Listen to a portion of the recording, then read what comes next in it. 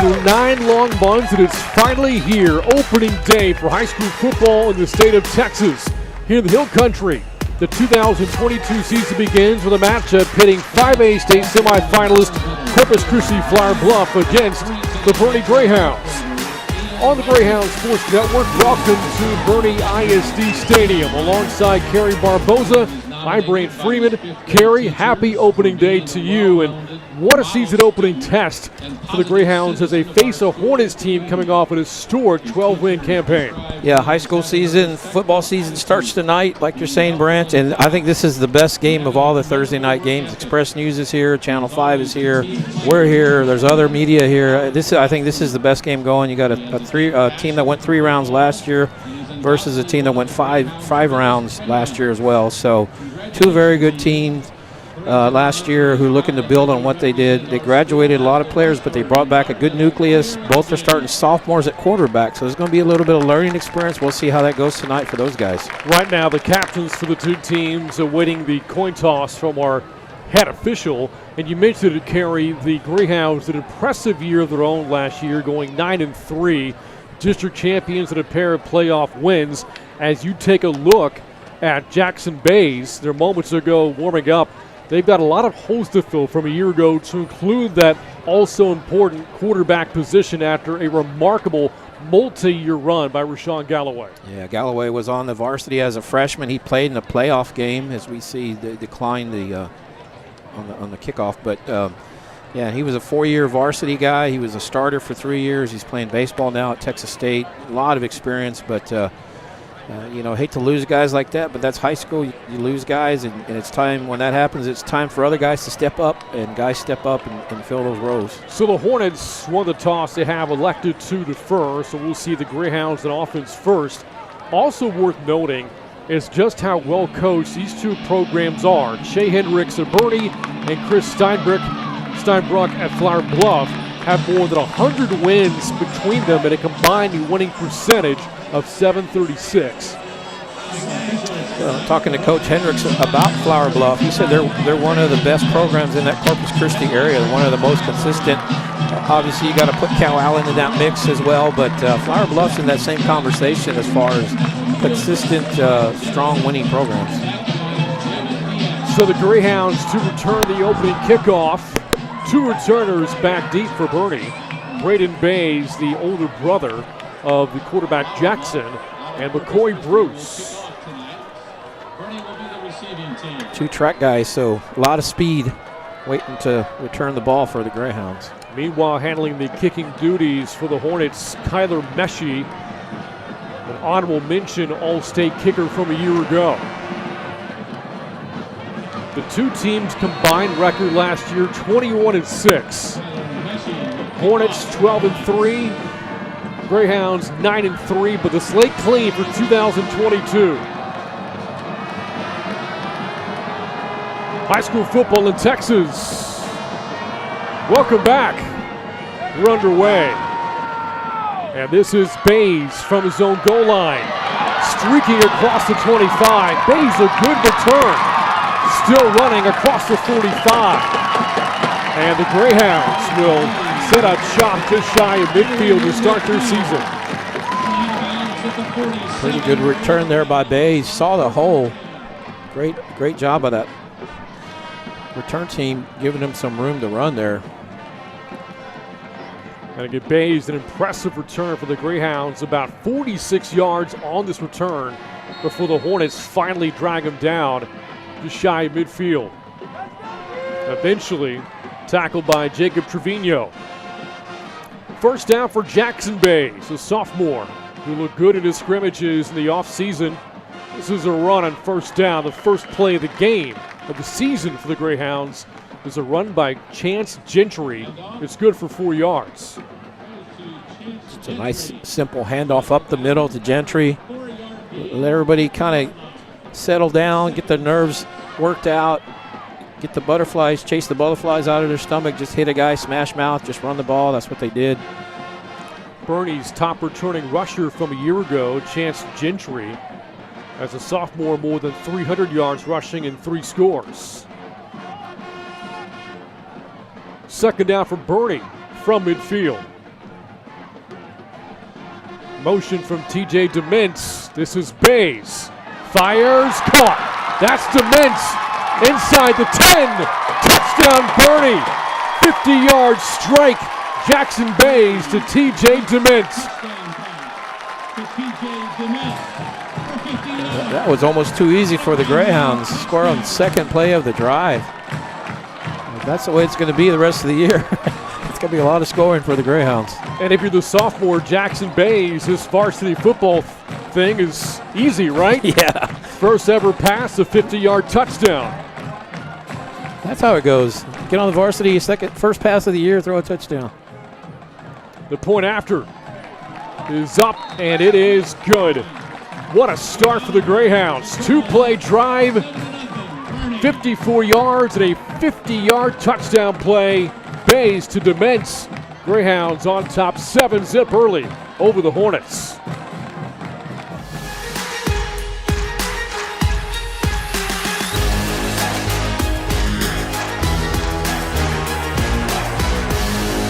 I'm Stan Leach, Boerne ISD Athletic Director, and you're watching the Greyhound Sports Network. Go Greyhounds!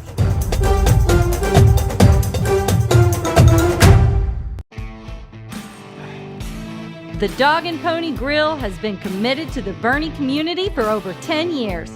And in that time, we've grown, but we've always stayed true to our roots, just like all of y'all.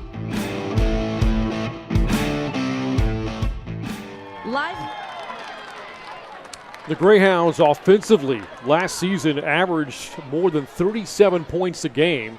Well, here they are now, a minute and 2 seconds into this year, 7 points already on the board.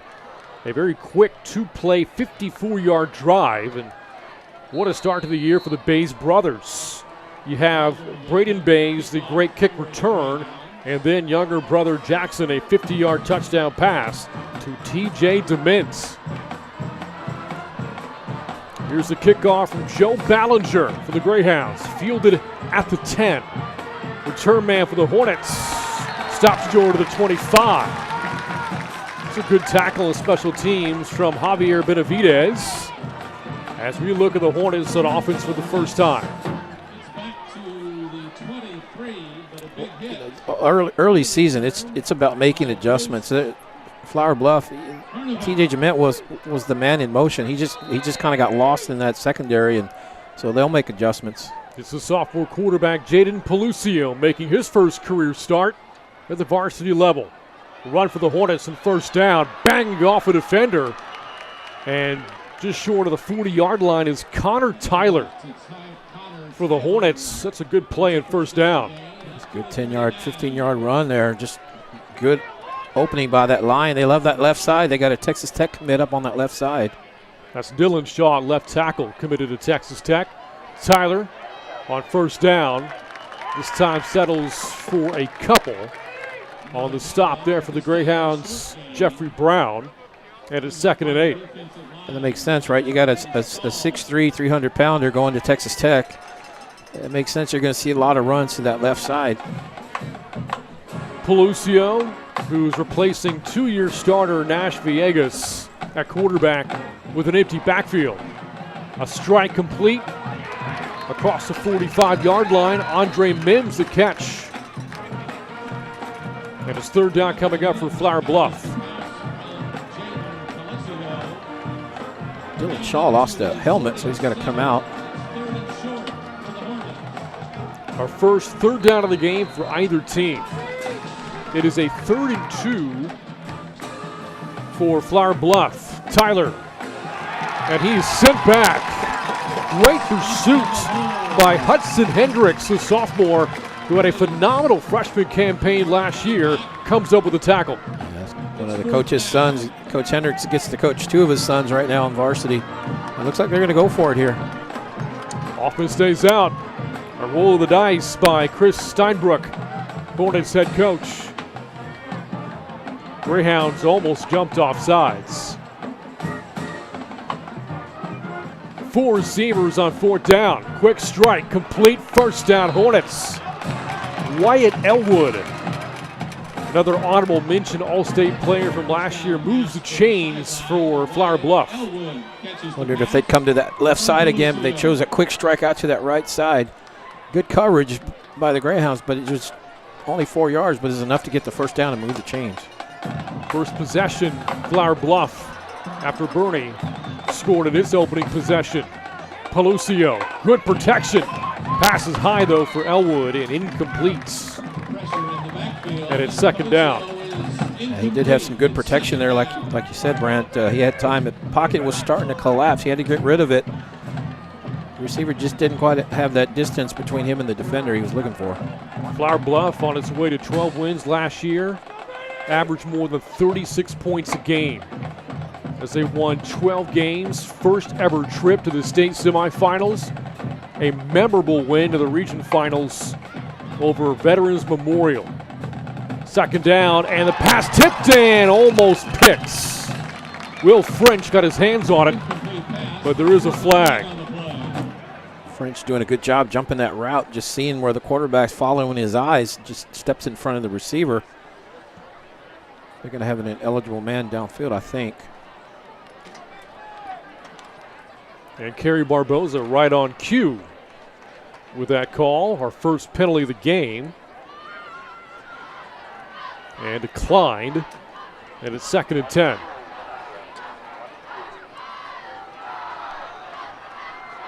Ineligible receiver downfield. The penalty is declined. Flour Bluff coming into this game as a program has won 5 straight season openers. Last time they were beaten 2016 against Cedar Park Vista Ridge. Now 3rd and 10 for the Hornets, not second down. Yeah, that makes sense why you declined it. Put him 3rd and long instead of giving him second down back. Greyhounds bringing some pressure. Pelucio going deep and overshot a man who got separation. Cameron Dixon got behind the defense of McCoy Bruce, and the Greyhounds catch a break. Yeah, he was open. He had to step up there, kind of avoid the outside pressure, but he had time, just not able to connect that time. Well, we saw the Hornets gamble on 4th down earlier in the drive, but here they'll punt on 4th and 10. Yeah, 4th and 10, 4th and 2, big difference, obviously. Bays back to return for Boerne. Meshi. A line drive punt. Bays is going to let it go and picked up at the 11-yard line. It's good for a 39-yard punt. And we'll see the Greyhounds on offense for the second time. And again, what a start for their offense, Kerry. 2 plays and a touchdown. Yeah, and looking at Flour Bluff, their line, they have some big boys up front. Boerne has some size this year as well. And I was talking to Coach Hendricks about it. I said, you got some guys pushing 290. And he's like, yeah, this is the biggest Boerne team I've had since I've been here. So they don't quite have any 300-pounders, but they're bigger than they've been. So they want to run a lot behind that big line. So the second possession of the game for Jackson Bays in this offense. It is a run, and that is stacked up. Christian Arriaga with a stop of Adam Hicks. It's a loss there for the Greyhounds. Going to bring up 2nd and long. Now, Boerne last year played in a very competitive opener but lost to Alamo Heights 34-30, snapping a 7-game win streak for the program in season openers. Special teams told a big story in that game. On 2nd down and long, Bays on the keeper. And the Hornets able to read that. Marcus Jones has a tackle for Flour Bluff, and it brings up 3rd and 10. 3rd and long, so it's going to put a little bit of pressure on the Greyhounds deep in their own end of the field, so we'll see how they respond. But you mentioned that Heights games, I believe Boerne gave up 2 kickoff returns in that game, and that was the difference right there. Special teams was the difference for the Mules in that victory. It was a game that Boerne led by 10 in the second half before the Mules came back. It's an important 3rd down in this game. A chance for the Hornets to force a 3 and out and flip the field. Bays facing a blitz. Doesn't see it. Down he goes. Backside pressure, Cameron DeJong on the blitz, comes up with a play, and Boerne goes 3 and out. We see Dijon coming on. He's coming on that left side. He's unblocked. He's got a long way to go, but Bays, like you said, didn't really feel it or see it. It takes a sack. Good job holding on, getting hit from behind. So a lot of times quarterbacks lose that ball, but you know, he's a sophomore again. He's going to learn. He's still got a lot to learn. He's doing well, but he knows, you know, he's still got some things he can pick up on. Now we get a flag here, illegal substitution. I believe the call coming here against Boerne. Couldn't get lined up on the punt. Yeah, they had guys trying to figure out if they're supposed to be in there or not, and just got caught. And well, it's going to give Flour Bluff a really good opportunity. No, they're going to waive it. So didn't happen. But Flour Bluff, their return man's lined up on the Boerne side of the field. He's at the 45, so they've got a chance at a good field position here. Houston Hendricks will handle the punting duties for Boerne this year. It's a high snap, gathers it back in, able to get the punt away, and that worked out pretty well.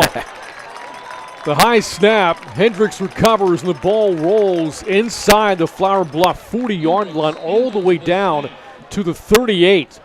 57-yard punt there for Hendricks. Hey, that's not bad for a botched snap. That snap went a little high. Hendricks, pretty tall guy, so he's able to get up and save it. And then he knew he just had to get rid of it right away, and he got a nice roll. And, boy, talk about making, you know, lemonade out of lemons. That was a great job of pinning them back a little bit more than they wanted to be.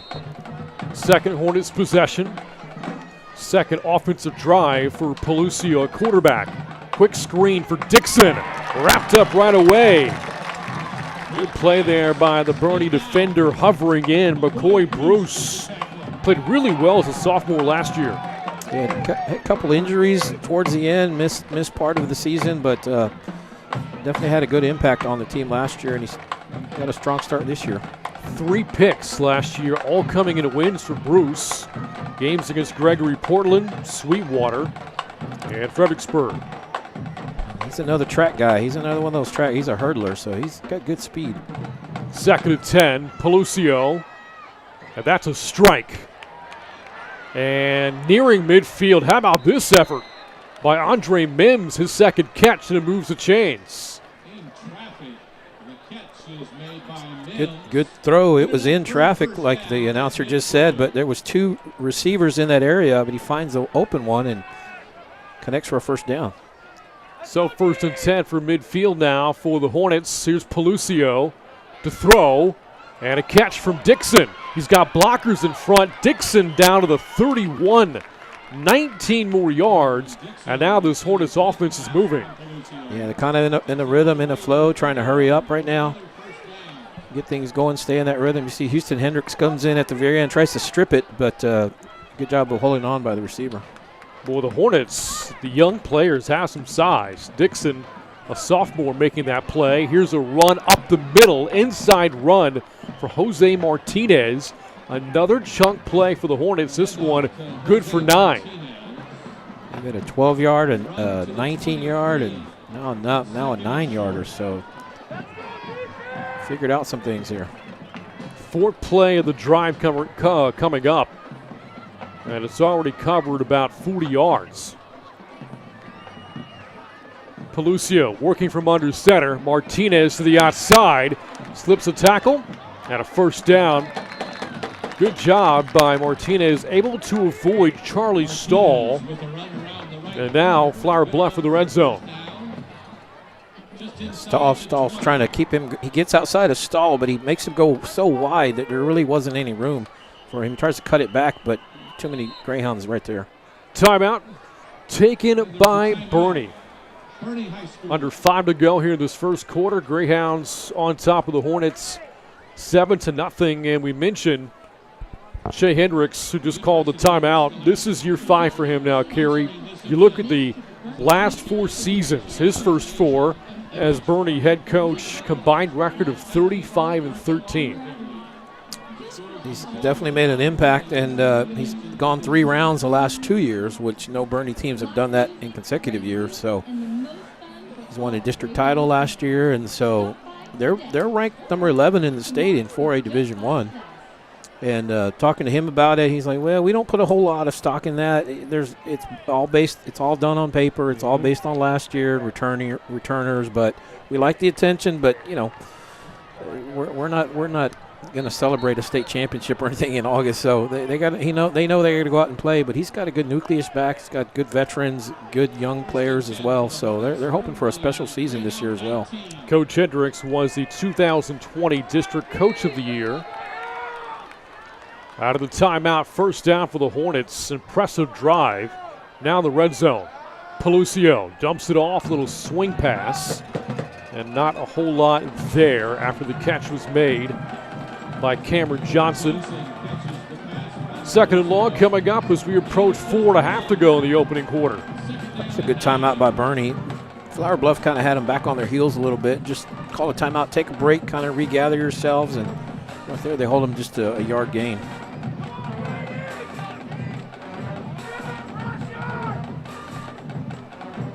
Again, Pelucio filling the shoes of Nash Villegas. Honorable mention All-State quarterback last year. On the play fake, Pelucio. Shovel pass, and what a hit. Hendricks with the stick after the catch was made by Wyatt Elwood. And this game's getting physical pretty quickly.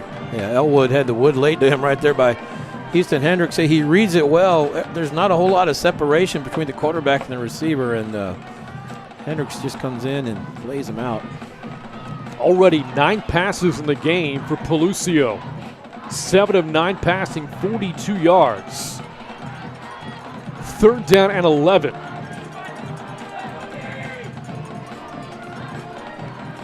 Off the play fake. Pelucio over the middle and too high. And there's a flag. Hendricks defending Jaden Johnson.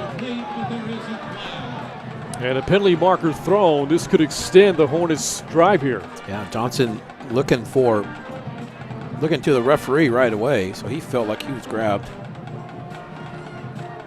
That flag came up pretty quick.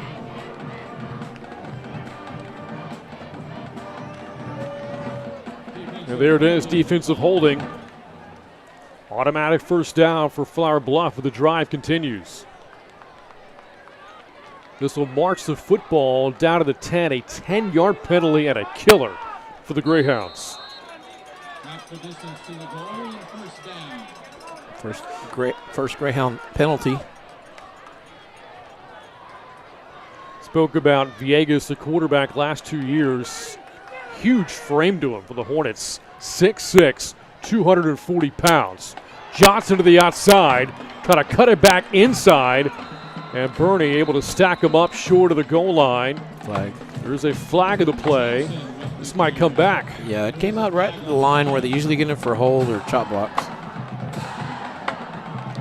So the good news, if you're Boerne, you get the 10 yards back, but Kerry, you don't get the down back. Right, so they keep the first down. Obviously you want to back them up and accept the penalty. Talked about this Hornets offense. Scored 40 or more 6 times last year. Put up 66 in a district opening win over Victoria West. And now the offense playing for his first points of the season of the Knights, but faced with first down and 20. Pelucio, the sophomore, throws a strike to the 15-yard line, curling it back in is Meshi on the catch to get 7 yards back. I believe Will French was out there. See, Houston gets a hand on him, and then French comes and finishes him off.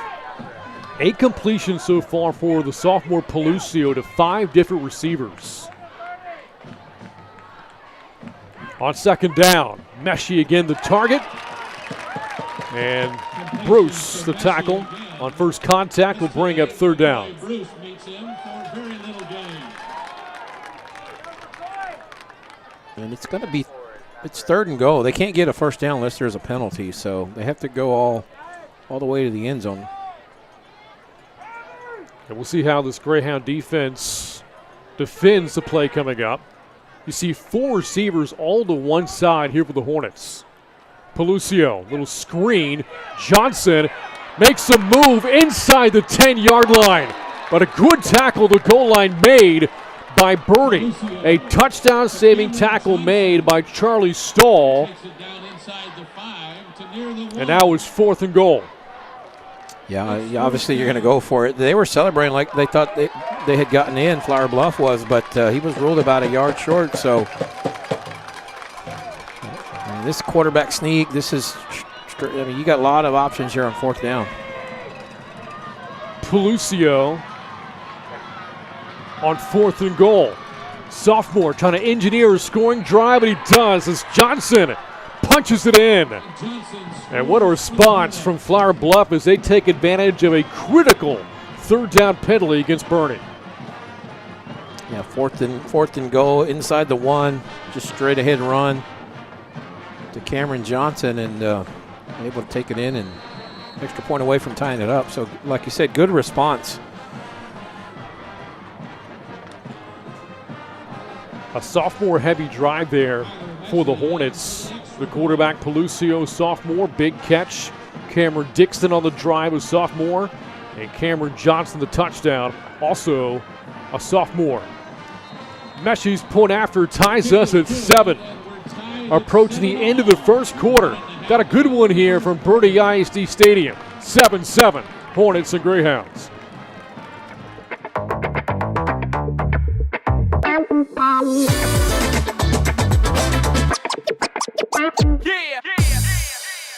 I'm Goldberg, WWE Hall of Famer. You're watching Greyhound Sports Network. Who's next?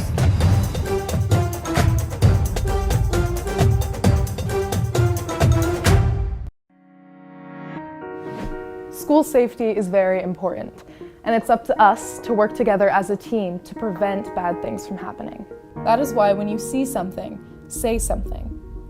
If you see or hear about dangerous or suspicious activity which could potentially put our students, staff, or visitors in danger, you should tell an adult immediately. Make sure you tell your teacher, your principal, or your SRO, or even your parents and guardians.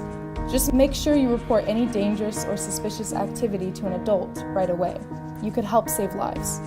If you don't feel comfortable telling an adult, you can report dangerous or suspicious activity anonymously on the See Something.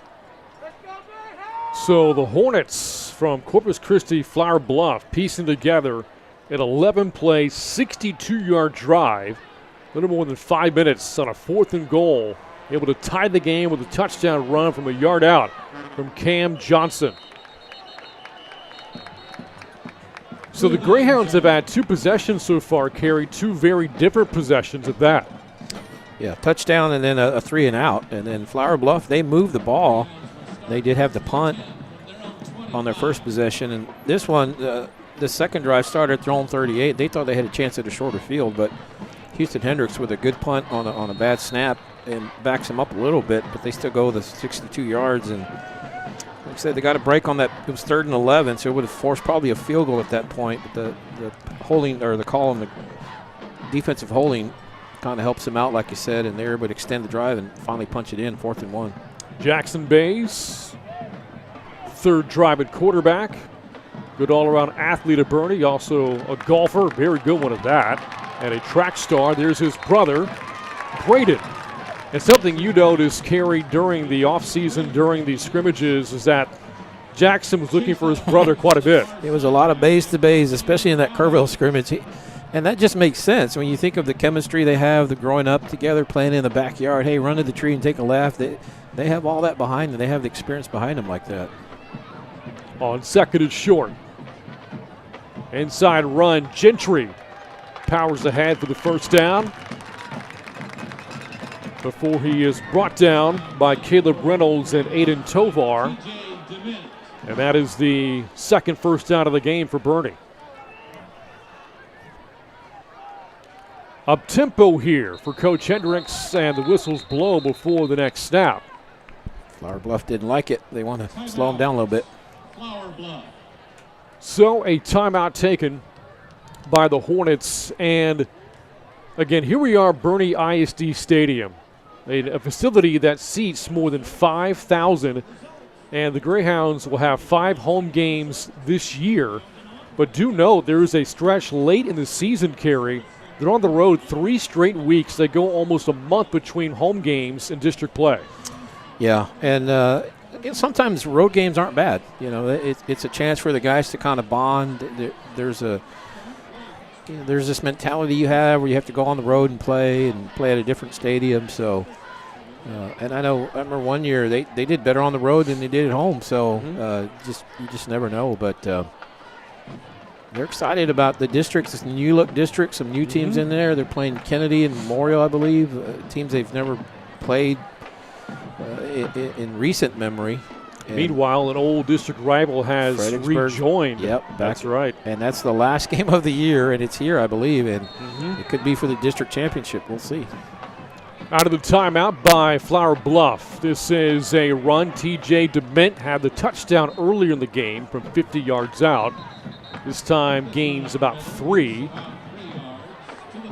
It's going to bring up 2nd down and 7. So the additions to this district: Memorial, Kennedy from San Antonio, and Fredericksburg. The losses, Lavernia and Pleasanton. And the holdovers, the Greyhounds, Somerset, and Uvalde. And how emotional is that district opener going to be when the Greyhounds host the Coyotes of Uvalde, given the tragic circumstances in the Uvalde school districts this past May? 2nd down and 7. Here's Bays launching that one for Hendricks, but too high. And it's 3rd down.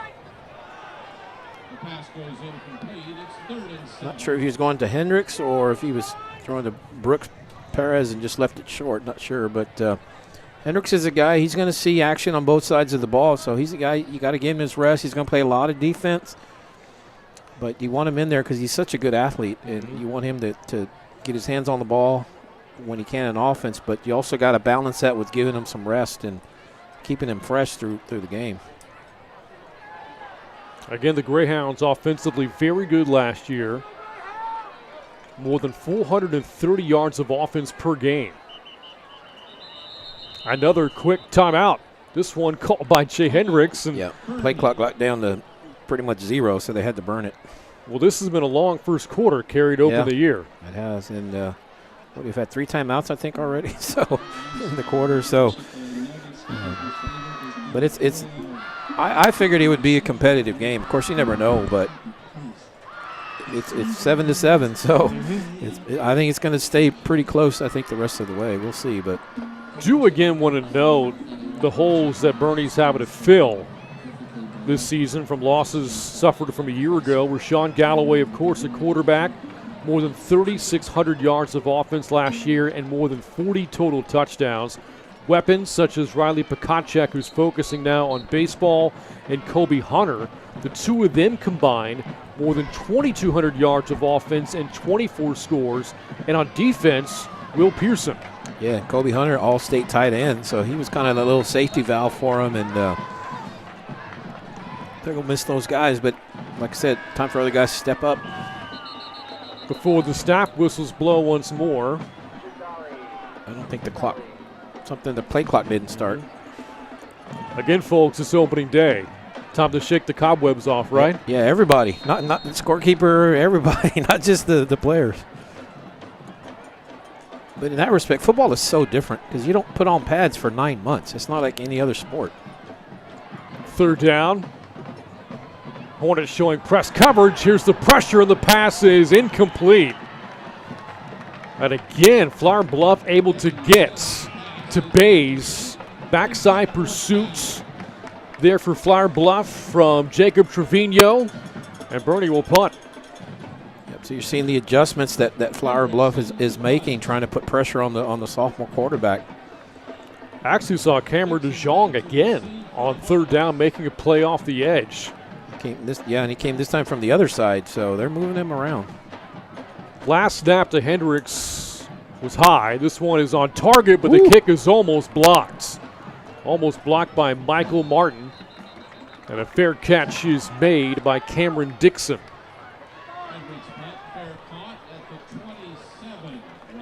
Closing in on the end of the first quarter, tied 7-7. That was the second punt of the night from Boerne. facing a Flour Bluff team which went 12-3 last year. Very good team on the road as of late. 4-1 a season ago. Road record the last 5 seasons, 23-7 for Flour Bluff. On first down, Pelucio airing it out deep. Dixon almost brought it in. But McCoy Bruce, good coverage along the sideline. Yeah, I thought that was very good coverage by Bruce, who's doesn't interfere, just stays right there. You see kind of a little hands battle, but nothing to call, and did a good job staying with that play. McCoy Bruce did. Already 13 passing attempts for Pelucio in this first quarter. Hard count, almost got Luke Molina to jump off sides.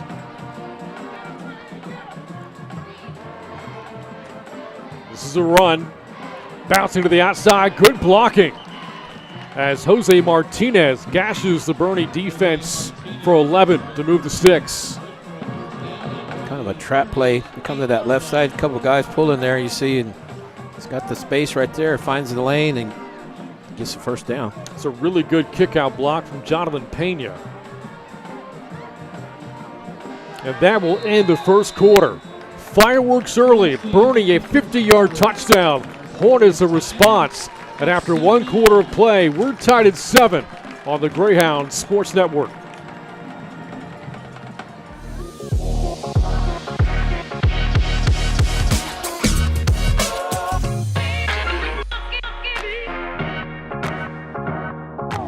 Hi, I'm Superintendent Tommy Price, and you're watching the Greyhound Sports Network.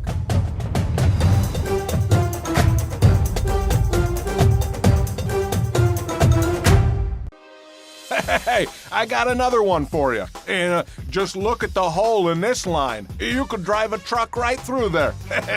I mean, the refrigerator William Perry could get a first down there. But you know who's going to get their number called for this one? Yeah, that's right, Dr. Ferris. He's like a ligating linebacker. Boom, just like that. And that's why Ferris Orthodontics is going to get the MVP for this one.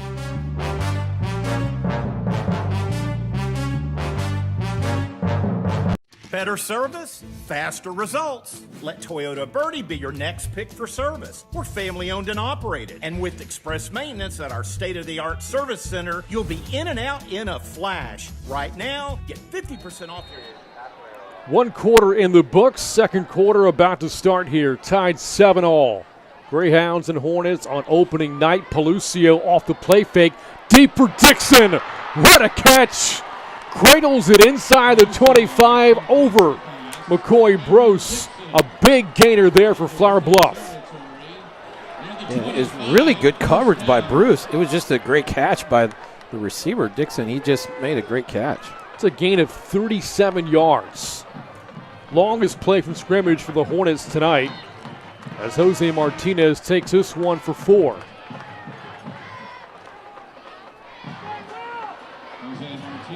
Two catches, 56 yards for Cameron Dixon. It's a good sophomore-to-sophomore connection between he and Pelucio. Yeah, they're showing good chemistry, those sophomores.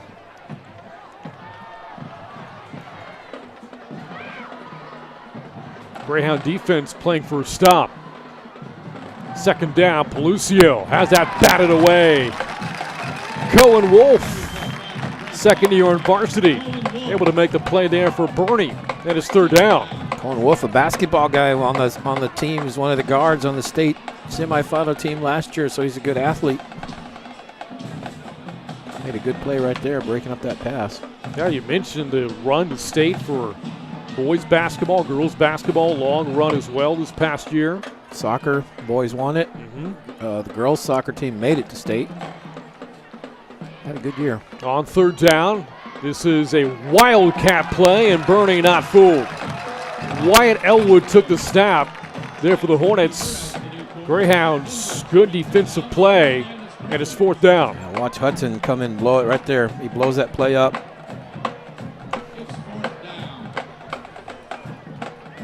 Hutt was on the baseball team last year as a freshman, starting first baseman. They went a few rounds before they lost to Cal Allen. in Chapman's. He got the all-time win in that game. And here comes a field goal try. This is from 38 yards out for Kyler Meshi. Looking to give the Hornets their first lead, and Meshi right down the middle and drives it through. So Flour Bluff on top for the first time early in the second quarter. It's 10-7 Hornets over the Hounds.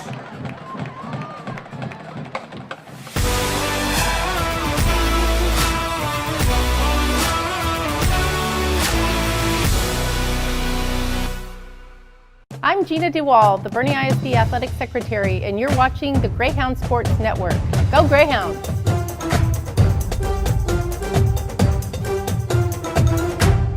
Ladies, that is how you execute the run-pass option. All right, guys. In order to live in this community, we need to know important facts. What year was Boerne High School opened? Back in 1909. Now, who knows the name of the mascots? Rowdy and Rita. Okay. What year did Boerne play its first football game? Back in 1909. Coach Oswald.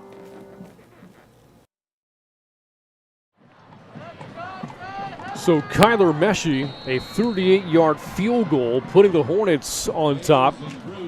In that region final win last year over Veterans Memorial, Meshi field goals of 43 and 37 yards. That proved to be the difference. A game that the Hornets won 13-7 in capturing their first ever region title. Now Meshi's kickoff behind Bays for a touchback. Again, what a memorable win that was last year for Flour Bluff. Only touchdown of the game, a run by Nash Villegas from 8 yards out. And it was a fumble forced by the defense that set up that touchdown drive.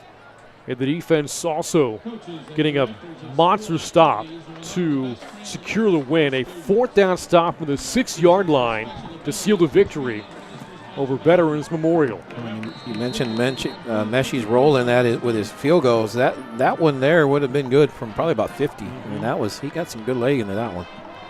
Bays and the Greyhounds trying to respond after the field goal drive. A good run exploding up the middle. Adam Hicks. Gain of 11 yards. And speaking of playoff moments, Hicks himself as a freshman, 46-yard touchdown run against Corpus Christi Miller in the second round last year. I believe that one was at Alamo Stadium. And they talk about a big difference from the year before when Miller played them at the Dome. That was quite a turnaround. Greyhounds had payback on their mind in that game. First down, off the play fake. Hendricks drops it. Bays a good pass. Hendricks can't reel it in, and it's second down for Boerne. And that's one thing you'll see with Boerne is their depth. They'll play a couple different backs, 2 or 3 backs. They'll rotate linemen in. They got a lot of depth, so the goal of that is to be fresh in that fourth quarter when you platoon in 2 or 3 running backs.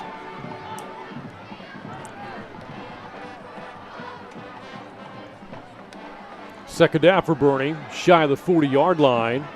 Bays, good protection. The pass deflected, incomplete. Good coverage. As Boerne was looking for T.J. Dements. Pass broken up by Jaden Johnson, and it's third down. Good job of Bays rolling from that pocket where he was feeling some pressure. Just good coverage by Flour Bluff. There just really wasn't anywhere to go. Threw it in traffic. Good play by the defense that time. Greyhounds scored in the opening drive in 2 plays. Since then, kind of quiet for the offense. 3rd and 10. Sophomore Bays. Incomplete for Hendricks. And after the first down run by Hicks, the Greyhounds go 3 and out. If he would have caught it, it would have been short. It would have been interesting if it would have been 4th and long. So it may have still been punting anyway, but that's one Houston would like to have back. Mentioned Hendricks and moments from last year. How about that 17-yard run in overtime to help beat Pleasanton in a district game last year? Punt is away, high in the air.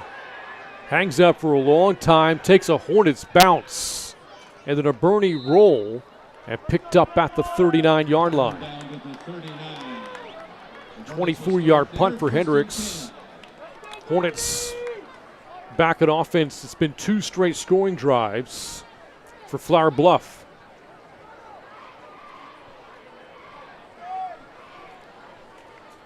And here is sophomore quarterback Jaden Pelucio, first career start, taking over the reins at quarterback for a program that over the past 5 years has won 50 games. First down. Martinez on the run. Good blocking again before Hendricks has a tackle after a gain of 5. And Jose Martinez has kind of become the bell cow here for Flour Bluff, 5th carry of the game. Good stop by Hudson there, keeping it from being a bigger gain than the 5 yards that it was. That said, Connor Tyler back in the backfield.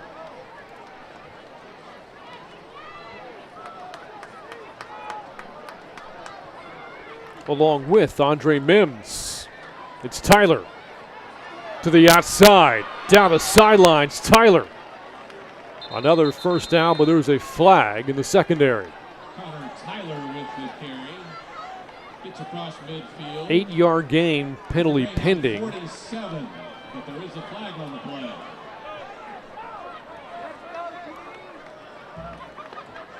I think it's coming back. Yeah, I think it's on Flour Bluff. I think it's a hole. That negates a good run by Tyler, but I guess it was good for a reason. Yeah. And they did get outside. The Greyhounds, they kind of lost outside containment that time and let him get outside, and that's why he busted it for about 8 yards. But like you said, there might have been a reason behind that. Flour Bluff team having to replace 21 seniors from last year's 12-win campaign, including a lineman in Johnny Dixon, now playing at Virginia Tech. So Flour Bluff last year, their offensive line carry had 2 Power 5 offensive linemen. Yep, saw that. Tech and Texas Tech. After the flag, 2nd and long, Pelucio, good protection, going deep and too high for Jordan Jones, but again had a man open downfield. He has not been able to drop it in the bucket, but he's had time. He's just not able to find his rhythm right now. But I go back to what you just said, Kerry. He's had time. Yeah. If you're the Greyhounds, to rattle this young quarterback, you've got to try and generate some pressure. Yeah, so we'll see if they, Brett Sawyer, the defensive coordinator, we'll see how they try to change that up and not give him so much time.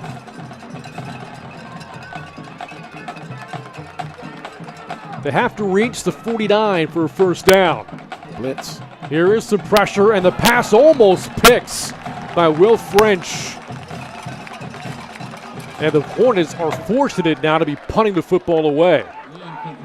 Yeah, the Greyhounds, they brought everybody. They brought the linebackers in. It was a 7-man rush, and French had a chance right there to get that interception, but just not able to hold on to it. It came in pretty hot on him, so. But they do force the punt, like you said. Second punt of the night coming up for Meshi. And there's Bays, had that big kick return to start the game. And he's back to return.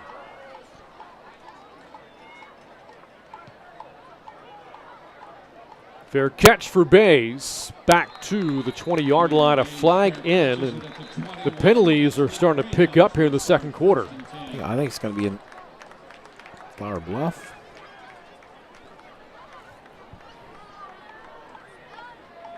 Do you back him up, make him kick it again, and if it is against the Hornets?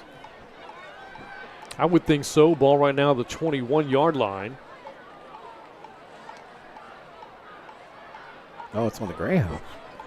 And so Boerne will start further back. Second flag of the game against the Greyhounds. And now Coach Hendricks' team is going to start behind its own 20-yard line.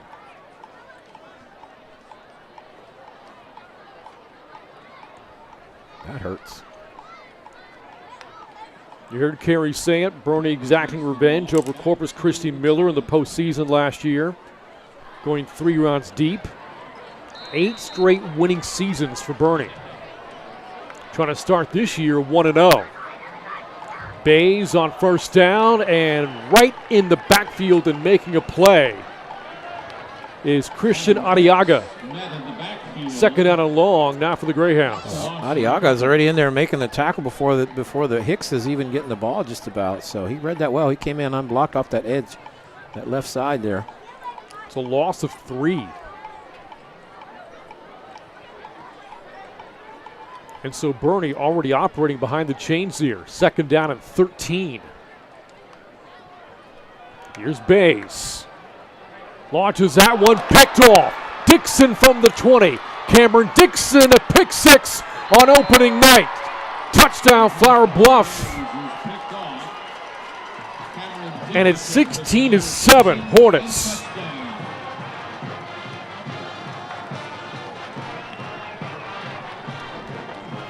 Just a good read there by Dixon, who we've seen offense on the offensive side. He just cuts in front of the base-to-base connection. You see him, he just cuts in front of the receiver there, and got some blocking downfield, had a good return, goes all the way, and adding to the point total for the Hornets. So Cameron Dixon, the sophomore, with the pick 6. Meshi's point after makes it 17-7. Flour Bluff on top. 7:44 to go in the half, and the Greyhounds trail by 10.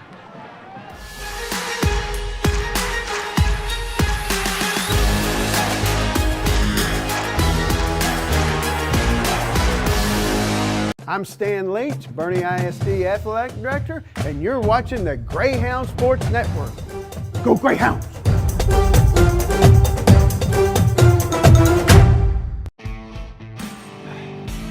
The Dog and Pony Grill has been committed to the Boerne community for over 10 years. And in that time, we've grown. But we've always stayed true to our roots. Just like all of y'all. Live music, great food, and the most fun for all Greyhounds fans. Stop by today, or tomorrow is just fine with us.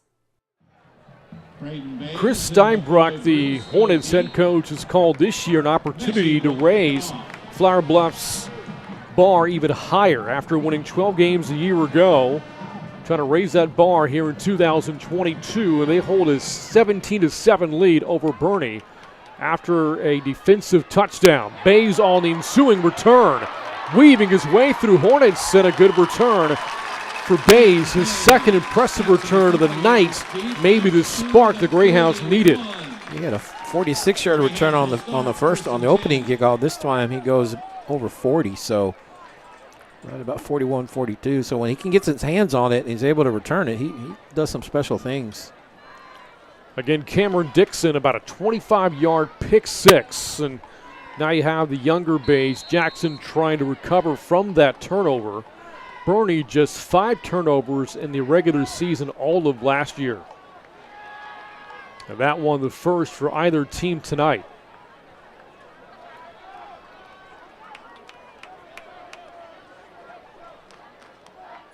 Bays on first down, run for Gentry. Has some space, Gentry. Good first down play, picks up 6. Gentry with the carry. Yep, just get something positive if you're the Greyhounds. They get a positive 5-yard play, 5 or 6 yard gain, and try to get that offense going. A little bit of momentum shift after that interception. Just a second carry tonight for Gentry. This is his 3rd, and it's good for a first down. Some good push from Sam Waters up front. Yeah, Jacob McLaughlin, I think he got a pancake on that one too. So, yeah. Defense, that time the Greyhound offensive line kind of blowing back that Flour Bluff defense. You mentioned McLaughlin at center. Honorable mention, Class 4A All-State last year. Good kick-out block here for Boerne, as Adam Hicks carries that one for 6. A gain of 6. You're seeing platooning backfield, and like I said, that keeps guys fresh. And so now Boerne, heavy dose to the run game on this possession. 2nd down, off the play action. Bays for Bays. The catch! Inside the 15. Wow. And their brother connection works out pretty well there for the Greyhounds. This was kind of the same scenario of that other play. It was Bays to Bays, and you had Hicks in between them. This time they get it over Hicks. And what a great job by Bays to come down. Braden to come down with that catch. Good for 32 yards. Now for the 14. Here is Hicks slicing his way up the middle. And now you're seeing Boerne's offense run with some confidence here. Yeah, and they're in a rhythm right now. They got momentum. They're kind of in a hurry up. Keeping it moving. Hurry up offense. Hicks again. And finally stacked up right at the marker at the 5. Going to be Shorts after the tackle made by Esteban Chavarria. And it's 3rd and short. That's a good call to kind of do this hurry up offense there. Just kind of speed it up, get some tempo going after that interception. Halfway through the 2nd quarter. Important possession here for Boerne. Gentry in the backfield on 3rd down. It's a quarterback run. Bays has got the 1st down. Sent out by Jacob Trevino. And now it's goal to go for Boerne.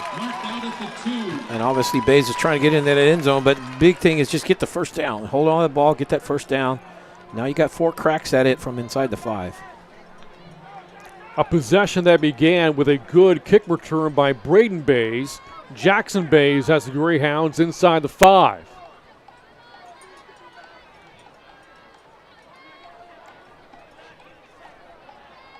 Sophomore going to work from the 2-yard line. Bays keeps it himself. Bays in for the touchdown. And Boerne getting a response that it needed in offense. That was a real good response. After that opening touchdown, like you said, a touchdown 2-play drive, they go punt, interception. So 3 punts and a pick, and then they respond with a touchdown. And I like the change of tempo they did right there with the hurry-up offense. They kind of got themselves in the rhythm again. Sense of urgency on that drive, and they respond with a nice touchdown march down the field.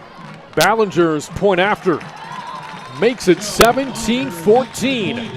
Under 6 minutes to go until halftime. We got a 3-point game here at Boerne ISD Stadium.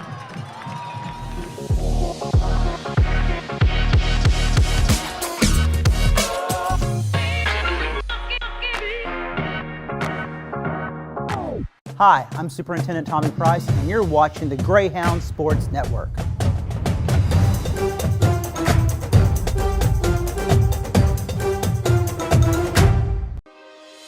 Hey, I got another one for you. And just look at the hole in this line. You could drive a truck right through there. I mean, the refrigerator William Perry could get a 1st down there. But you know who's going to get their number called for this one? Yeah, that's right, Dr. Ferris. He's like a ligating linebacker. Boom, just like that. And that. So the Greyhounds coaching staff making an adjustment on that last offensive possession. Run heavy, up-tempo, and Boerne marches 59 yards in 8 plays in less than 2 minutes. And they used the pass effectively. They got the 32-yard completion. Ensuing kickoff fielded on the run, and the return man for the Hornets stopped short of the 30-yard line on the return from Connor Tyler. It's out to the 27. You mentioned Ballinger on that extra point. He was part of that soccer team that won the state championship, back-to-back state champions for the 4A Boerne boys soccer team, Coach Michael Strong. And he likes, talking to him earlier this year, he likes what they got this year too, so.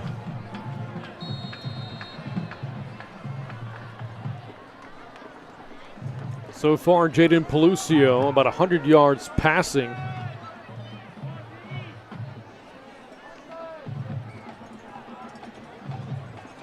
$11 of 17 so far for the sophomore from under center. This is a run. Martinez Good for about 4 yards there before the stop is made by Charlie Stahl and Braden Bays for Boerne.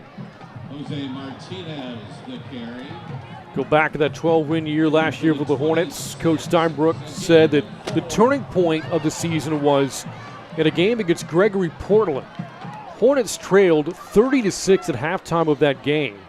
There was an emotional halftime locker room speech. They stormed back to make a game of it before losing 37-27. After that game, the Hornets won 8 straight all the way to the state semifinals. As Martinez with a first down carry out to the 40-yard line. Another carry for Martinez. That's a good heady run by Martinez there. You see him come up, he gets hit, he spins out of the tackle, and that gets him another almost 10 yards off after that spin. So a good running back move that time, spinning away from the defender. And by the way, during that 8-game winning streak, the Hornets got revenge on Gregory Portland, beat them in the postseason in a wild 47-44 shootout. On first down, Pelucio. This is a run play up to the 45 for 4. Run there from Cameron Johnson. Cameron Johnson on the carry. Giving a gain of Hornets right now, they're content just kind of run the ball. There's 4.5 to go, so they don't mind taking this clock down and trying to score at the end of it. And remember, the Hornets will get the football to start the second half. Saw the up-tempo from Boerne in this last possession, and a slow molasses-like possession here for the Hornets. Trying to burn clock here. Pelucio, his first career start. Complete to Meshi. Hit right away by Bruce, and it brings up third down. Yeah, McCoy Bruce breaks on that pretty fast. And he got there immediately. Keeps it down to a 3-yard gain, so forces him in the third down, but it is third and short. Everything from Meshi has been short tonight. 3 catches, 12 yards from Meshi. The big target, Cameron Dixon, not out there right now for the Hornets. After a high snap, the Greyhounds take advantage, but then a second effort and breaking free, losing his shoes. Cameron Johnson, barefooted, a first down for Flour Bluff. Literally ran out of his socks and his shoes, but he stayed up on his feet and got the first down. I'll talk about second effort there. Gain of 23 yards. Looked like they had him stopped too. The Greyhounds did a good job of initial contact, just not able to stop his momentum and get him down on the ground. He just kept his legs churning and got that first down. Final 3 minutes of the first half. Flour Bluff trying to expand on a 3-point lead. Martinez, the run, Will French, the tackle, as the Hornets stay ahead of the chains.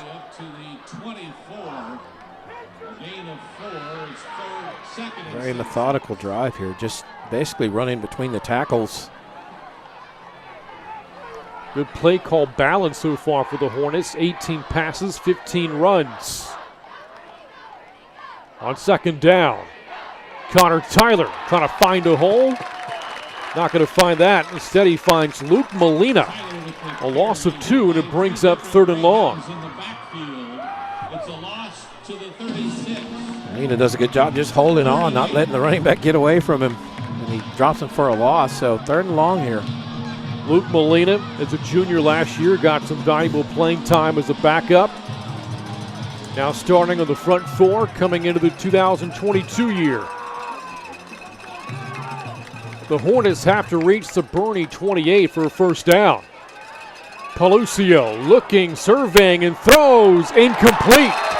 Over the middle and broke it up deep in the secondary on the play from Cole Gentry. Cole did a great job of breaking out that play. He times it perfectly, hits the receiver, Dixon right. That wasn't Dixon, excuse me, but Andre Mims. That was Mims, but he hits Mims right when Mims is getting ready to catch that ball. Mims thought he had a first down, but good job by Gentry to break that up. Timeout taken before a fourth down play, and the timeout called by Coach Steinbrook and the Hornets. Already seen one successful fourth down attempt from Flour Bluff, and here you are carrying kind of that maroon zone. You're too far away for a field goal, maybe too close for a punt. Why not try for it at 4th and 8? Yeah, and you did, and they've done a good job. They started this drive at 5:33, so they've taken almost 4 minutes off, which is what they wanted to do, is kind of shorten this game going into the half, and they've done a good job of that. So they're just kind of in a tough spot right now. We'll see what they come up with. I want to talk about it. Got a shot of both huddles with this important play coming up. Again, Pelucio manning this offense for the Hornets, and Coach Steinbrook really excited about the prospect of a sophomore who he feels learned a lot from Nash Villegas a year ago. Villegas, of course, engineering that 12-win season from last year as the Hornets won their first ever region title. He's done a good job, Pelucio, managing the game. Looks like they're going to punt, though. And he has changed his mind. Meshy to punt. Maybe. Boerne set up in a traditional defense, nobody back deep. And here is a punt. This is into the end zone. And so the Hornets really only net 17 yards on that punt. And with 1:39 to go in the half, Boerne takes over on offense. Yeah, Hornets did take, like I said, almost 4 minutes off that clock with that methodical drive, just kind of running between the tackles. So they don't give the Greyhounds a lot of time, 1:39, but they do have a timeout, Boerne does, and obviously the clock will stop with the first down, so let's see how they play this. Do they be aggressive and try to score, or do they just kind of see what Flour Bluff's going to give them and try to break a big one? It took Boerne 1:51 to score in its last possession. Here they have a timeout, but this drive starts with an incomplete pass for Chance Gentry. 3 of 10 passing so far for Jackson Bays in his varsity debut. You talk about his athleticism, being on the golf team. He's a scratch golfer. Him and his brother are both scratch golfers. They made it to the state tournament with the Boerne golf team this past season. And like I said, also track guys.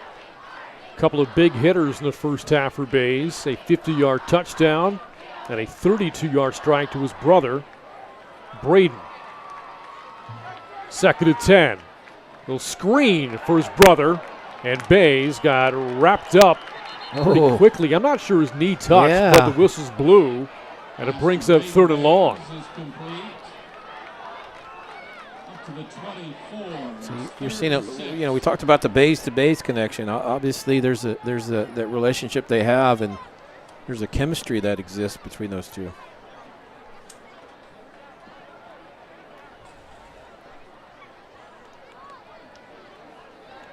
Final minute now of the second quarter, and Boerne not in a rush to give the Hornets the ball back, taking its time now. Might have to burn a timeout. Play clock down to 3. Nope. False start. Well, that will stop the clock, but back the Greyhounds up 5 yards. 3 penalties, 25 yards in the first half for Boerne. And right now the difference in the game, that critical pick 6 cashed in by Cameron Dixon for the Hornets. And, really 3 penalties is not bad for a first game of the year. It's not bad, but they've been kind of key penalties, crucial penalties. Boerne keeping it on the ground. This is a decent run here for Hicks, and he's got the first down. Wow. More than decent. Beyond the 30-yard line to move the chains. I think they were just trying to hand it off, just see what he could get, shorten the punt. And now Bays going deep, and the pass incomplete, and there's a flag in the secondary. Looking for Brooks Perez, and Boerne now marching inside of midfield. Yeah, and you could see Perez being held up there. You could see his momentum was kind of stopped.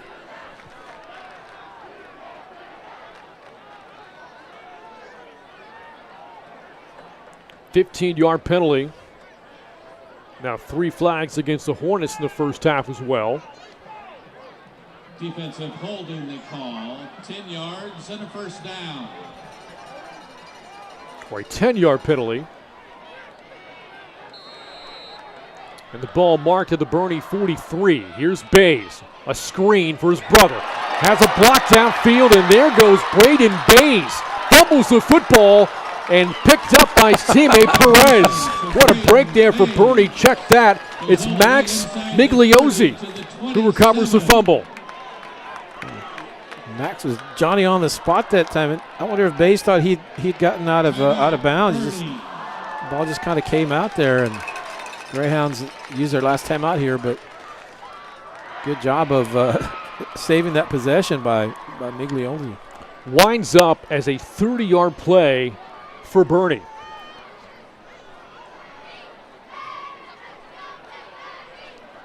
So what do you do now? You got 12 seconds. You're at 20. You're up to 27. And we really don't know yet what Ballinger's range is as a field goal kicker. Right.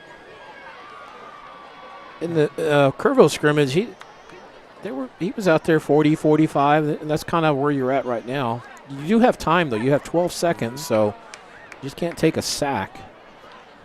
Or you don't want to get backed up with a penalty, but Justin Moore was the place kicker for the Greyhounds a year ago. Out of timeouts. For the Greyhounds from the 27. I think if you can hit a 5-10 yarder, that would really help your kicker here, Ballinger. Bays cannot take a sack here. And now Flour Bluff will spend its final timeout.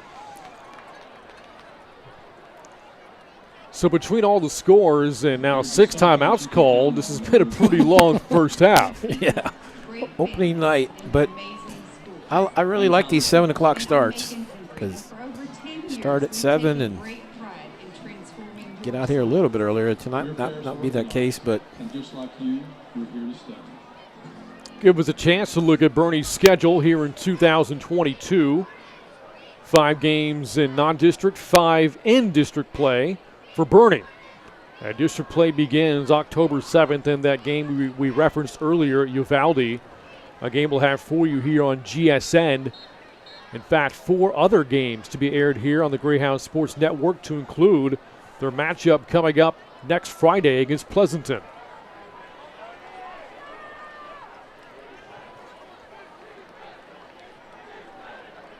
You got 12 seconds, so interesting is that the bye week, September 30th, Chargers also off that week as well, so both Boerne ISD teams off that week. 12 seconds, both teams out of timeouts. Here's Bays off the play fake. Steps up and going deep, and has the pass picked off. Had a man open, underthrew him, and the pass intercepted by Connor Tyler to end the first half.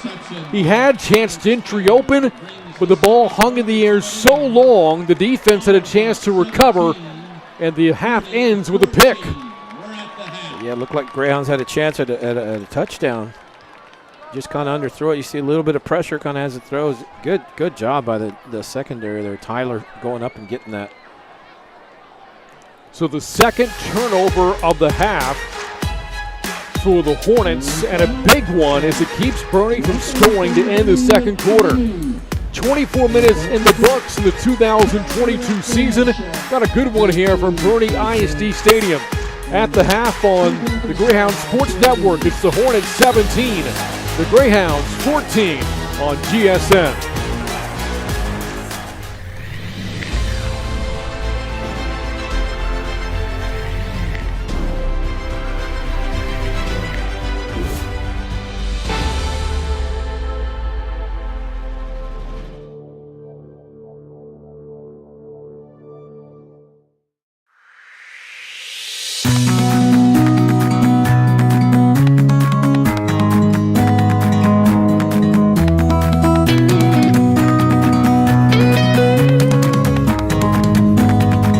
My name is Jenny Brewer, and I coach cross country and track at Champion High School, and I teach in the business incubator and entrepreneurship. I remember my high school cross country coach made a very big impact on me. And when I went to college, I realized that I wanted to be a teacher and a coach. I was fortunate enough to get into at Kendall Elementary, and I got hired there to do there as a computer teacher.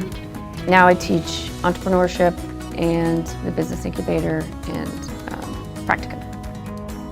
I really focus on, I tell them a lot that they're going to grow in my classroom in ways that aren't really tangible.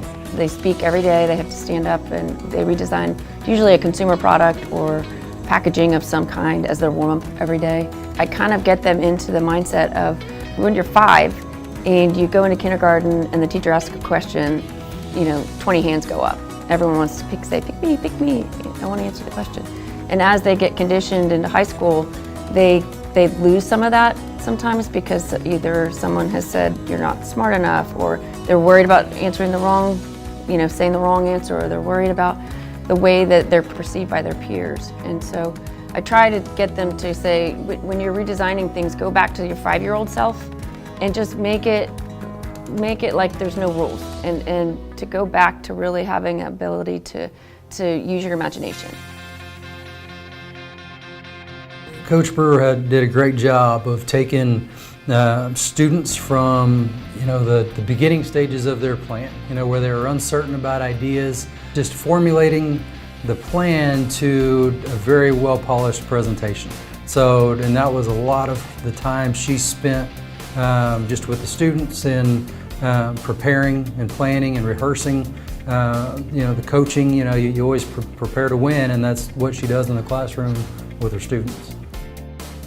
I think we were really lucky to have such a woman be able to teach us, and she was just so hands-on. She was definitely our class's mom away from home. She was just amazing, and so if I had a rough day or a good day, I could tell her about it, or if I needed good advice, or I had someone that I could kind of lean on.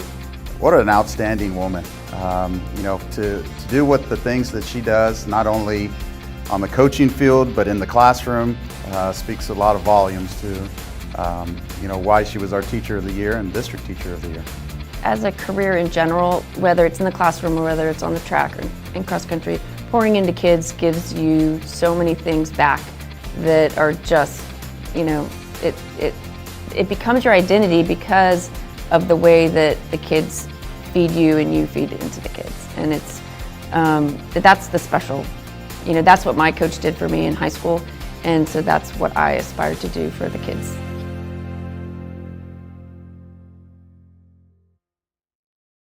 Hi, I'm Brian Benway, Boerne ISD Director of Communications, and you're watching the Greyhounds Sports Network. Let's go Hounds! The Dog and Pony Grill has been committed to the Boerne community for over 10 years. And in that time, we've grown, but we've always stayed true to our roots, just like all of y'all. Live music, great food, and the most fun for all Greyhounds fans. Stop by today, or tomorrow is just fine with us. I'm Gina DeWall, the Boerne ISD Athletic Secretary, and you're watching the Greyhound Sports Network. Go Greyhounds!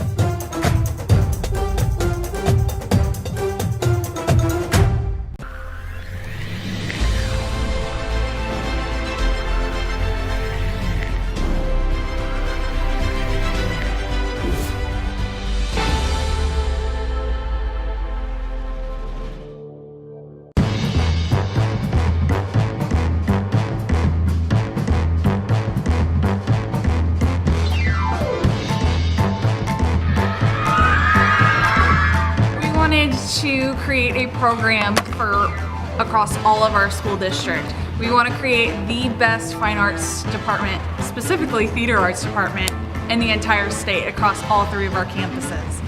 I think it was also a great opportunity for the 5th coming into 6th, getting to tour the campus, the theater, learning where props go, where set pieces go, and so it allows them, I think, in August to feel a little bit more comfortable starting middle school. I think it teaches theater in a completely new different way. We get to do a warm-up in games, which just kind of open you, and then we get to practice for our play, which we've been doing all week. That was in 54? That was in 58! 54 was the year we had that big eye storm. It's different from what I normally do. I was actually the lead in our 6th grade play that we did, and I just thought, you know, I'm very close to my grandpa, so I was like, you know, why not the old man? And it's really funny to play him, seeing what they do. I learned how to project, I learned how to improv, and I also learned how to put on a different, how to character somebody else, because I'm definitely not a weather woman. I also got to have an experience with some of my friends who I already knew who went to elementary school with me. So it was very fun getting to meet people who were from the North, Voss, South, and a ton of other schools. Well, this was our first year to offer. Being our first year, we had a great turnout, boys and girls. For next year, as we continue to grow, we're hoping that we can get some more of our middle school teachers calendars available to work with us so that we can grow in our numbers as well, building our programs. So trying to collaborate and getting our middle schools on the same team, teaching them and feeding better kids to high school. I'm Goldberg, WWE Hall of Famer. You're watching Greyhound Sports Network. Who's next?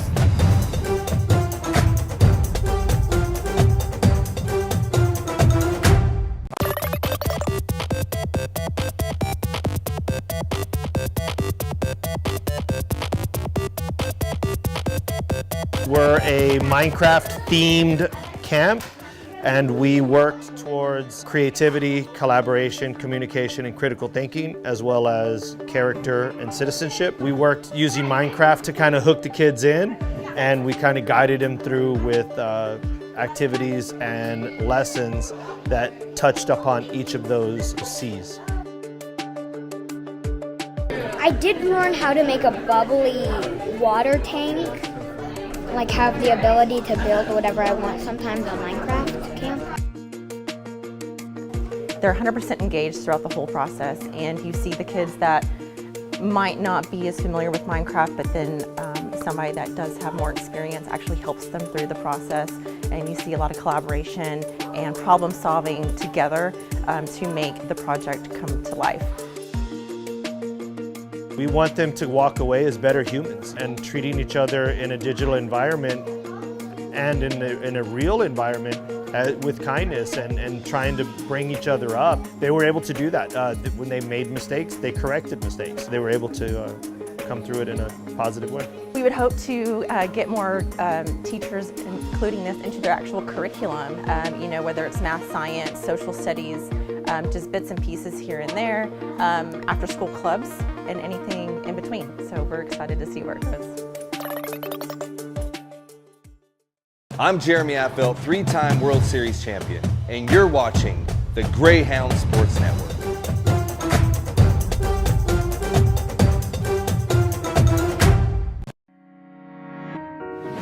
School safety is very important, and it's up to us to work together as a team to prevent bad things from happening. That is why when you see something, say something. If you see or hear about dangerous or suspicious activity which could potentially put our students, staff, or visitors in danger, you should tell an adult immediately. Make sure you tell your teacher, your principal, or your SRO, or even your parents and guardians. Just make sure you report any dangerous or suspicious activity to an adult right away. You could help save lives. If you don't feel comfortable telling an adult, you can report dangerous or suspicious activity anonymously on the See Something, Say Something link, which is on every BISD webpage, or by scanning this QR code. Your tip will go straight to the administration, who will then investigate. If we all stay alert and work as a team to report dangerous or suspicious activity, we can help keep our schools safe. Remember, if you see something, say something.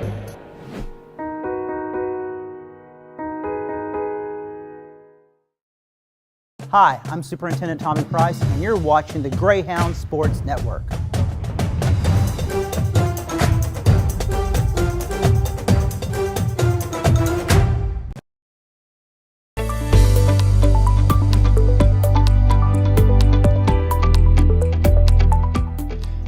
Hello again, everybody, and welcome to the Boerne Beat, sponsored by Boerne Radio. Here are the top stories from around Boerne ISD. Another major statewide recognition was earned by Boerne ISD. The district received its third consecutive A rating with a grade of 94 in the Texas Education Agency's statewide student testing and accountability ratings. In addition, 10 campuses received an A rating, and BISD had a district record 21 distinctions, which acknowledges districts and campuses for outstanding achievements. Boerne ISD is among only 1% of over 1,200 school districts across the state who have received an A rating in each of the 3 rating periods. To read more about this historic achievement, please visit our website. Boerne ISD students and staff created an inspirational mural that now decorates Central Office. In the fall of 2020, Boerne High School art teacher Darcy Baird and her e-learning students collaborated to design and create the project as a way to connect with other students and the community. The mural was funded by the Boerne Education Foundation. Mrs. Baird and her students were honored by the BISD Board of Trustees this week. Speaking of the Board of Trustees, they held their first monthly meeting of the new school year this week. The board commended BISD administration and staff for earning an A rating from the TEA, as well as for being named an innovative district by the International Center for Leadership in Education. Boerne ISD named a new Chief of Safety and Security this week. Boerne resident Rick Goodrich was chosen for the position, which was announced at this week's board meeting. Goodrich has over 22 years of law enforcement investigative experience with the Drug Enforcement Administration, as well as 22 years of distinguished military service with the U.S. Air Force. For more information on this story, please visit our website. And now, here are the elementary photos of the week.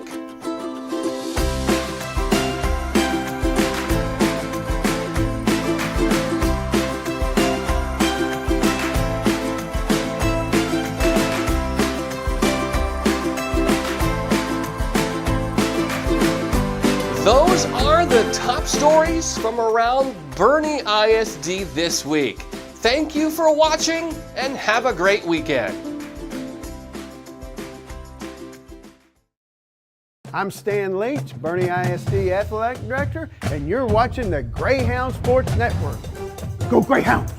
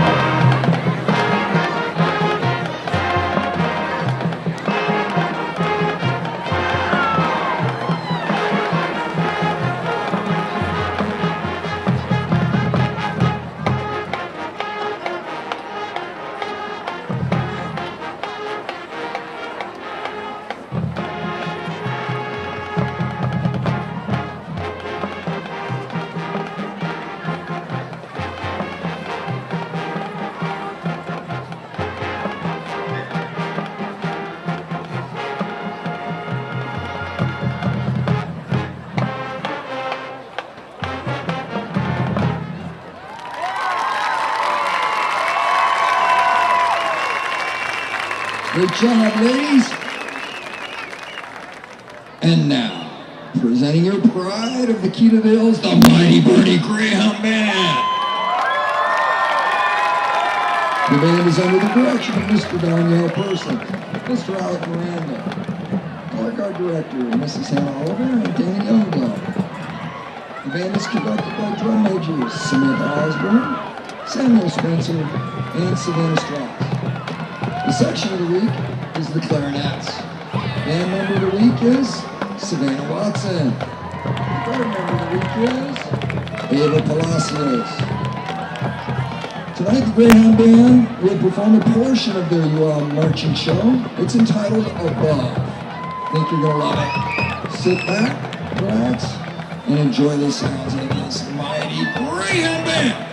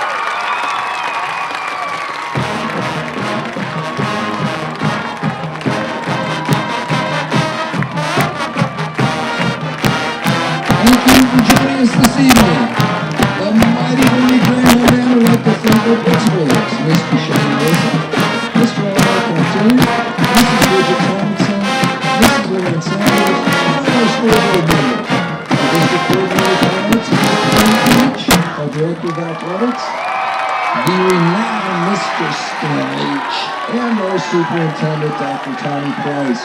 Boy, is it great to be back this fall and fun.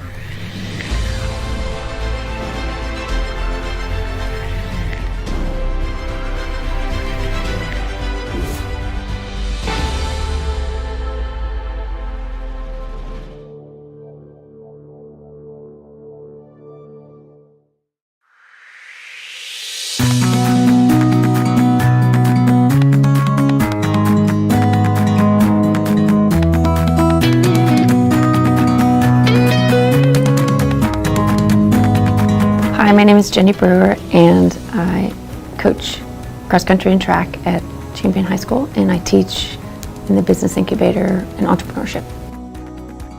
I remember my high school cross country coach made a very big impact on me, And when I went to college, I realized that I wanted to be a teacher and a coach. I was fortunate enough to get into at Kendall Elementary, and I got hired there to do there as a computer teacher. Now I teach entrepreneurship and the business incubator and practicum. I really focus on, I tell them a lot that they're going to grow in my classroom in ways that aren't really tangible. They speak every day, they have to stand up and they redesign usually a consumer product or packaging of some kind as their warm-up every day.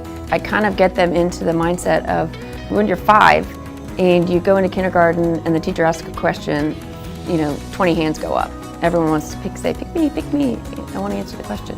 And as they get conditioned into high school, they lose some of that sometimes because either someone has said you're not smart enough, or they're worried about answering the wrong, saying the wrong answer, or they're worried about the way that they're perceived by their peers. And so I try to get them to say, when you're redesigning things, go back to your 5-year-old self and just make it like there's no rules, and to go back to really having an ability to use your imagination. Coach Brewer did a great job of taking students from the beginning stages of their plan, where they were uncertain about ideas, just formulating the plan to a very well polished presentation.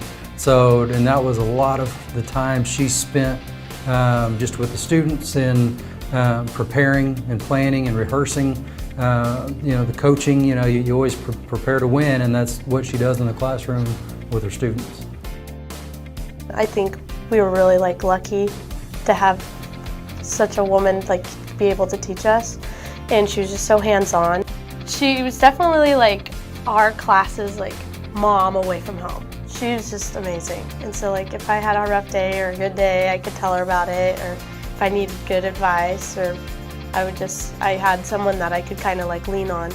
What an outstanding woman. To do what the things that she does, not only on the coaching field, but in the classroom, speaks a lot of volumes to, why she was our Teacher of the Year and District Teacher of the Year.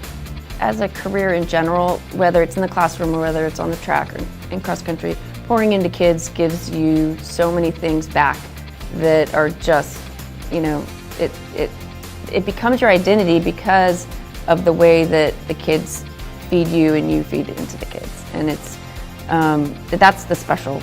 That's what my coach did for me in high school, and so that's what I aspire to do for the kids.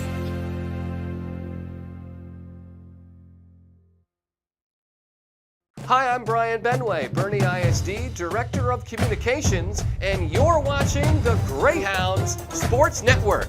Let's go Hounds!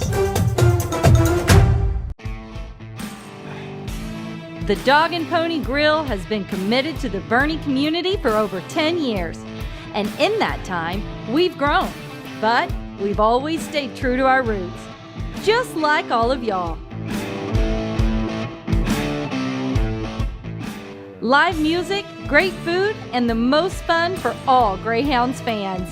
Stop by today, or tomorrow is just fine with us.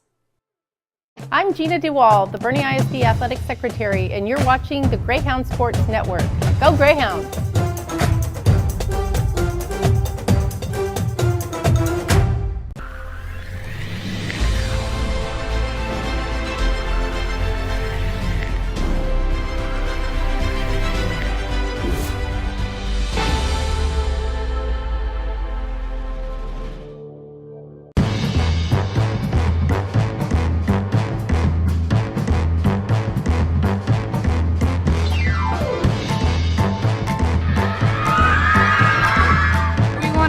To create a program across all of our school district. We want to create the best fine arts department, specifically theater arts department, in the entire state across all 3 of our campuses.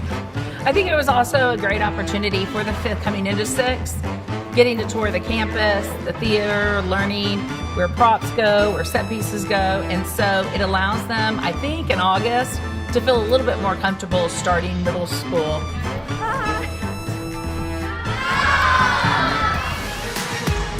Back out at Boerne ISD Stadium at the half. 17-14. Flour Bluff on top of a very competitive first half. We saw the Greyhounds strike first, Kerry, on a 50-yard touchdown pass.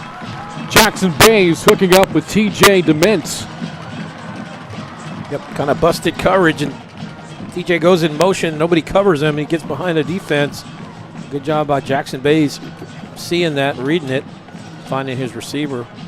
And then Boerne was down 17-7 after the Hornets reeled off 17 unanswered, but Bays able to keep it himself on a 1-yard touchdown run. And that capped off an 8-play, 59-yard drive in the second quarter.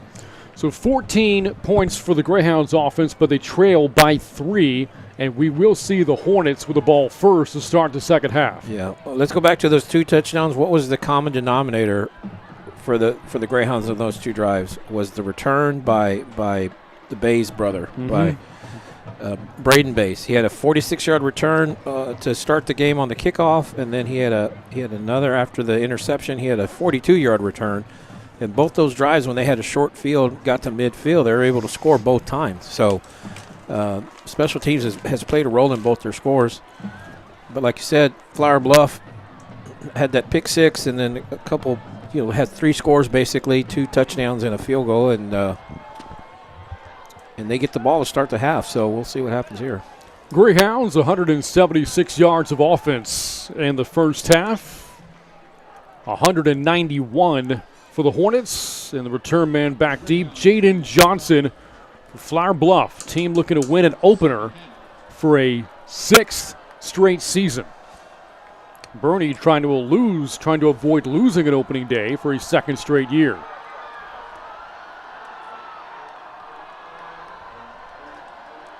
It's been a pretty competitive game. It's played out like I thought it would. The kickoff from Ballinger, 3rd quarter underway here from Boerne. And it's dropped, picked up by Johnson. Trying to make something out of very little, and there's a flag. That's probably going to take this back inside the 15-yard line. Yeah, Brendan Levada looked like he blocked in the back, so it's going to take it down to about the 7 or 8 or so. There were 3 flags in the first half against the Hornets, making now 4 for the game.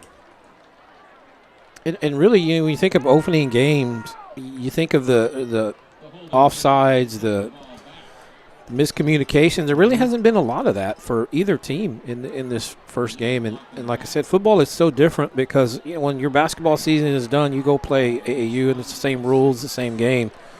Your football season is done. Yeah, you do 7-on-7, you do off season, but you don't hit the way you do in a regular game. So usually timing's a little bit off, but it has not been for either team. So the Hornets start inside of their own 10 on their first 3rd quarter possession. It's a run, and Cameron Johnson only a couple of yards there. Flour Bluff again coming off the 12-win season from a year ago, and they were named by Dave Campbell Texas Magazine as the best 5A team of last year. Some of the fellow programs that won that honor, the 6A level, include Austin Westlake, and at 4A, Austin LBJ. So one of the Boerne defenders limping off there, Caleb Hamby. Yeah, Hamby's coming off, getting looked at. Looks like a cramp, though. His older brother, Ethan, is a walk-on at Texas State.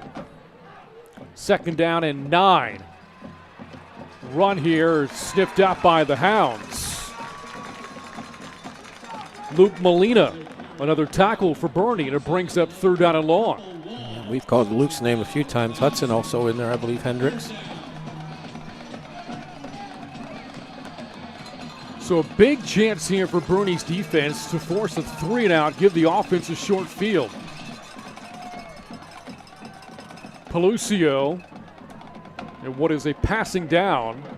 The sophomore in the first half, 12 of 19 passing for 101 yards. This will be a false start against Flour Bluff, and not a great start to their half.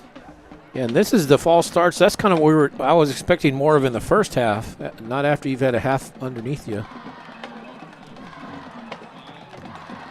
And the football marched back to the 5-yard line. Definitely a passing down, you would think. 3rd and 10 for the Hornets. They have to reach the 16 for a first down. Pelucio to take the snap from the end zone. Sophomore facing pressure. Pelucio pointing downfield, going to take off and run.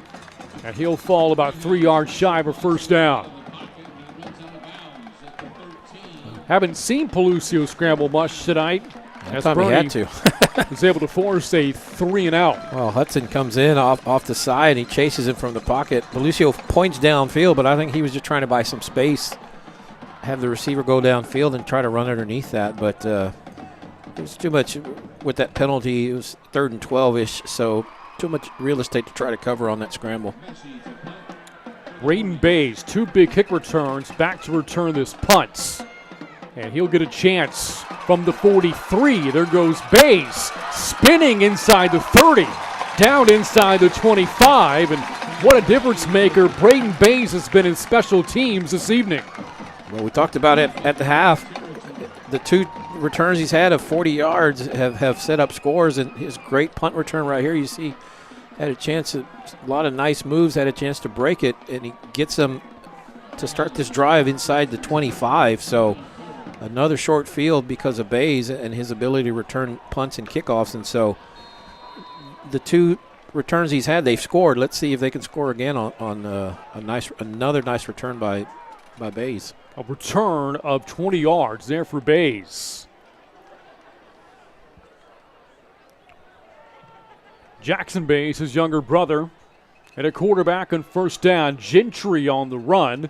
Remember, he was open on the final play of the second quarter, wide open for a would-be touchdown, but the ball underthrown, wound up an interception. That's a 4-yard run for Gentry on his 4th carry tonight.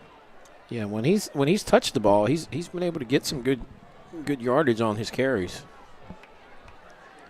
4 carries, 22 yards so far for Gentry. Soft coverage here from the Hornets on second down. Gentry again bounces it to his left, and Gentry about a yard shy of the first down.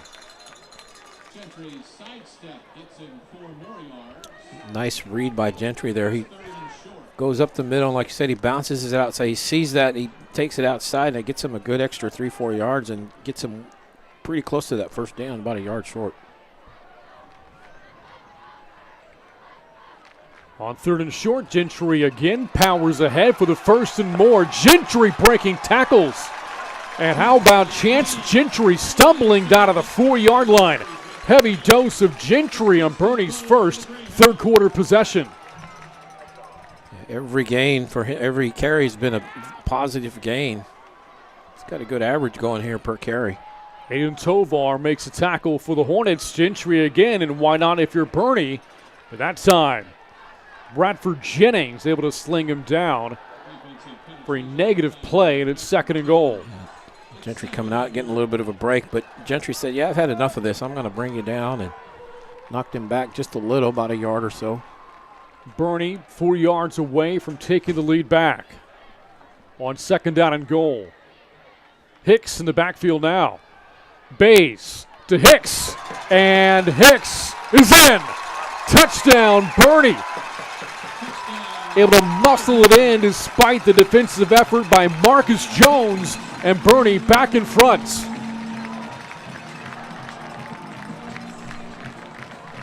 Just a short little pass to Hicks, very effective. Like you said, he gets hit at about the 1, but he muscles his way in. That's where the weight room, all that time in the weight room comes in handy there. You get to push your way in and give the Greyhound back the lead. Point after from Ballinger. It's good, and Boerne on top 21-17. Big punt return, Braden Bays, big running Chance Gentry. And the Hounds are back in front over the Hornets.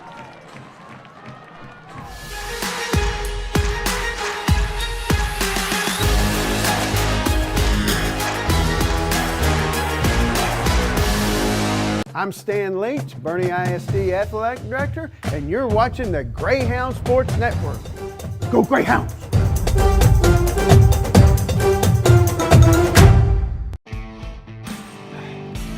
The Dog and Pony Grill has been committed to the Boerne community for over 10 years. And in that time, we've grown. But we've always stayed true to our roots. Just like all of y'all. Live music, great food, and the most fun for all Greyhounds fans. Stop by today, or tomorrow is just fine with us. It has been a good night to have the last name Bays, B-A-I-Z-E. Jackson Bays, the quarterback, 2 touchdown passes. Older brother Braden, 3 big returns, setting up the 3 Boerne touchdowns. On top, 21-17, as Ballinger kicks off after the last score from Adam Hicks. The return coming from inside the 5. Tyler trying to break a tackle, and finally it's Migliozzi who brings him down. How about Weston Klutz? Yeah.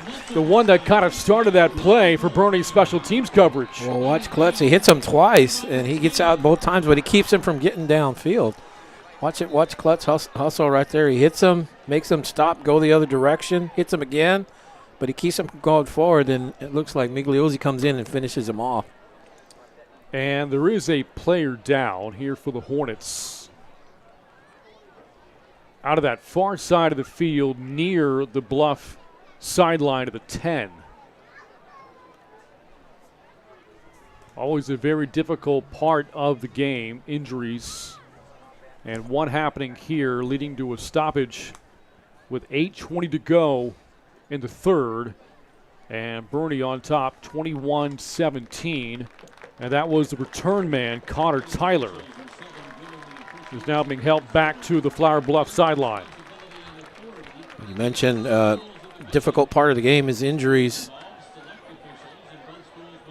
And now there's somebody down. Somebody else is down now. I think it's one of the trainers. Yeah. Athletic trainer for Boerne. Now down. Wow. So a lot to address, and we will step aside. 21-17, Boerne on top, still early in the third quarter on the Greyhounds Sports Network.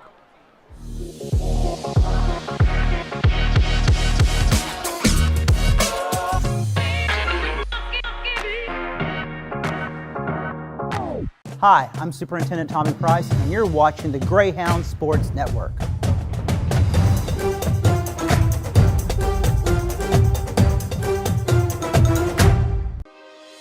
Hey, I got another one for you. And just look at the hole in this line. You could drive a truck right through there. I mean, the refrigerator William Perry could get a first down there.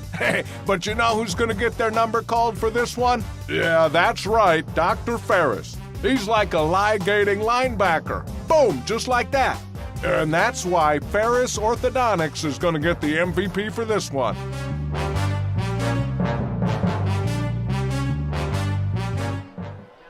Boerne trainer, after helping Connor Tyler for the Hornets, helped off the field herself. We resume play.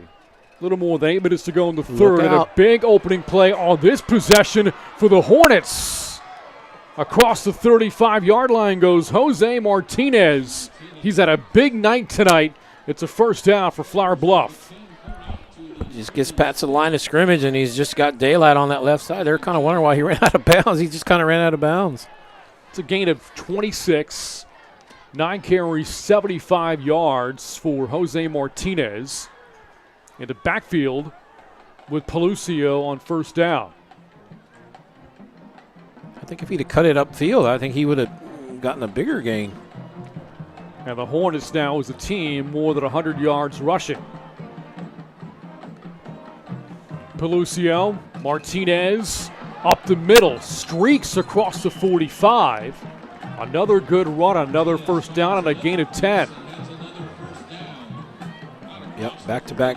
This time cuts it to goes up the middle, takes it to the right side, as you can see, and gets brought down there by a couple Greyhounds, but not before he gets the first down. This Boerne defense gave up about 27 points a game a year ago, as Pelucio doesn't see anybody open and then throws it away. In the 9 wins Boerne had, all 9 times held their opponents to less than 20 points a game. Well, I think it was going to be a run play, and there was 2 Greyhounds chasing them, and Palocio just threw it away. But I think they're saying that there was some linemen downfield blocking, but they didn't get called. Now 2nd down for Flour Bluff, facing a Boerne defense that forced 28 turnovers a year ago, including 8 in that playoff win over Corpus Christi Miller. Remarkable night that night. Off the play fake, pass incomplete. Looking for Andre Mims a couple of times tonight. Pelusio's had open receivers, but has been off target. Yeah, just that touch, just getting it to the receiver at the right spot. It just kind of has escaped them tonight. He did some nice passes, but is that 2 or 3 that he's let the opportunity to go by on those. 3rd and 10. Pelucio airing it out, far side, incomplete. And looking for Cameron Johnson. And Boerne's defense, after giving up 2 big running plays, stiffens up to force a 4th down. Well, they stopped running. Flour Bluff did. They had those 2 run plays that go from the 26 or from the 12 to the 41 on 2 running plays, and then they abandoned the run and they went to pass and kind of caught up with them. That was a good start, but it just kind of floundered on those last few pass attempts. Before the punt from Meshi, timeout, Flour Bluff. I'll tell you what here, Kerry, let's get to know more about Boerne's namesake, the Greyhounds, and about the Greyhound breed that Boerne's got its mascot from. We know they're fast, top speed more than 40 miles an hour. We've all heard of Greyhound racing tracks. Yep. But beyond the racing, this is a pretty gentile breed. They make good pets. I can tell you that from firsthand experience, having brought in a couple of rescue Greyhounds growing up. Well, they sleep 18 hours a day, so I might be part Greyhound. Well, they also began as a hunting breed more than 100 years ago is when they were introduced to the racing world. And you can learn more about rescuing the dogs whose careers on the tracks are over at GreyhoundRescueAustin.com or Heart of Texas PCA, SPCA.com as well. I got one more fact to add after this punt about the Greyhounds. Low snap to Meshi. Picks it up. Hendricks is there for the stop. Special teams for Boerne continues to shine on opening night. And all he could do is just fall on it. And that's all he could do just to save the possession. And they were going to get it either way. You just don't want Houston, if you're Flour Bluff, to pick it up, Houston Hendricks, and return it. My father used to own racing Greyhounds. There used to be a track in Corpus Christi where, of course, Flour Bluff is from. We took into his rescues ourselves back in the day. So the fact I was going to add is I'll do it after this play. These Greyhounds working on a 4-point lead in the 3rd quarter. Taking over at the Flour Bluff 32. This is a run, and it's Braden Bays who takes it close to the 20-yard line. After a gain of 11, there is a Hornet down on the play. One of each. Yeah, there's a Greyhound down as well. And the thing I was going to mention about the Greyhound, it's the only breed of dog mentioned in the Bible. Did not know that. Yeah, if you look it up, Greyhound, the actual breed is mentioned. There's dogs, of course, in general, but if you look at the reference, the breed is actually mentioned in the Bible. I think in one of the Psalms or Proverbs. So, another injury stoppage here in the 3rd quarter, and this for each team. A player down for Flour Bluff at the 37. He is helped up. And being helped up there for the Hornets, Jacob Trevino, senior defensive nose tackle. Good to see him back on his feet, heading to the sidelines. Kind of limping off, though. Saw Connor Tyler go down early in this quarter for Flour Bluff. And the Greyhound still being looked at the 22.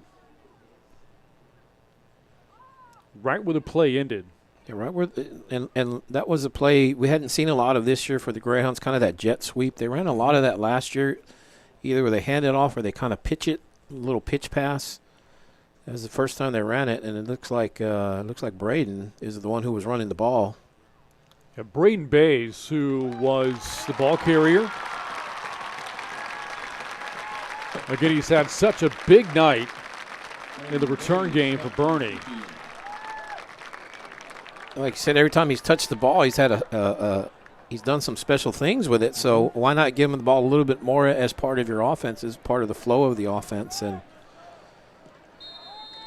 actually got a first down on that. It was good for 11 yards. And there you see big Chance Gentry to the right of Jackson Bays. A lot of runs in the last Boerne possession. Runs it here, barreling inside the 15-yard line all the way down to the 10. 12 more yards for this Boerne ground game. Gentry, straight ahead runner that time. He just does a good job following the line and finding the holes. Gets that first down. Quick snap. Gentry bounces to his left. Gentry got cut down at the 5 on the stop made by Aiden Tovar. So Boerne once down 17-7.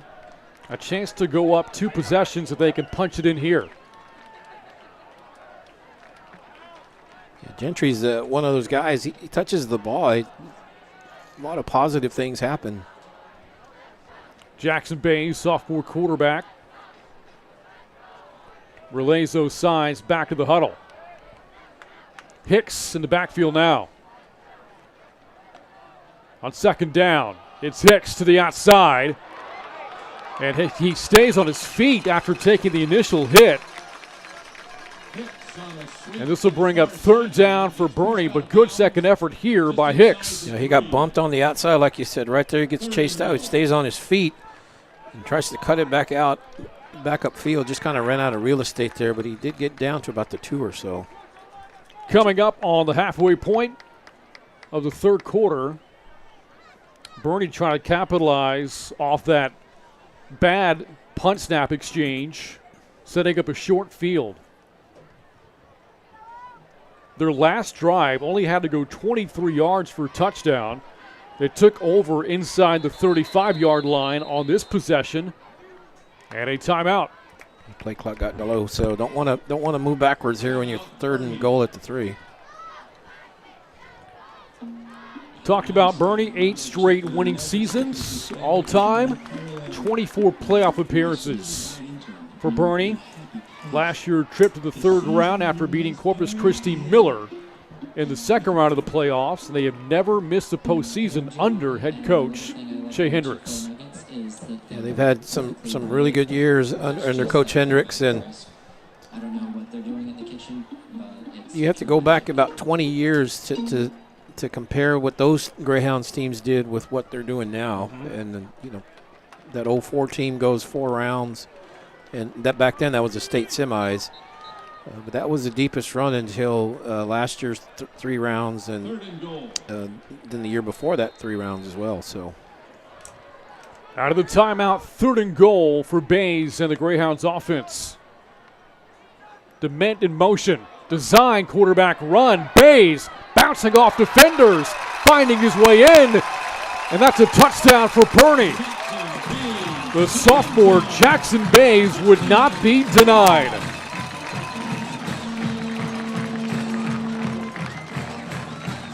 Just a design run play for Bays, the quarterback, and got hit, kind of stopped his momentum a little bit, but he wasn't brought down, so he kept moving forward. Fights his way into the end zone, and it's been a good third quarter for the Greyhounds. Boerne has scored 4 touchdowns. And the sophomore Jackson Bays responsible for all 4. 2 passes, 2 runs. Boerne on top, 28-17 over Flour Bluff.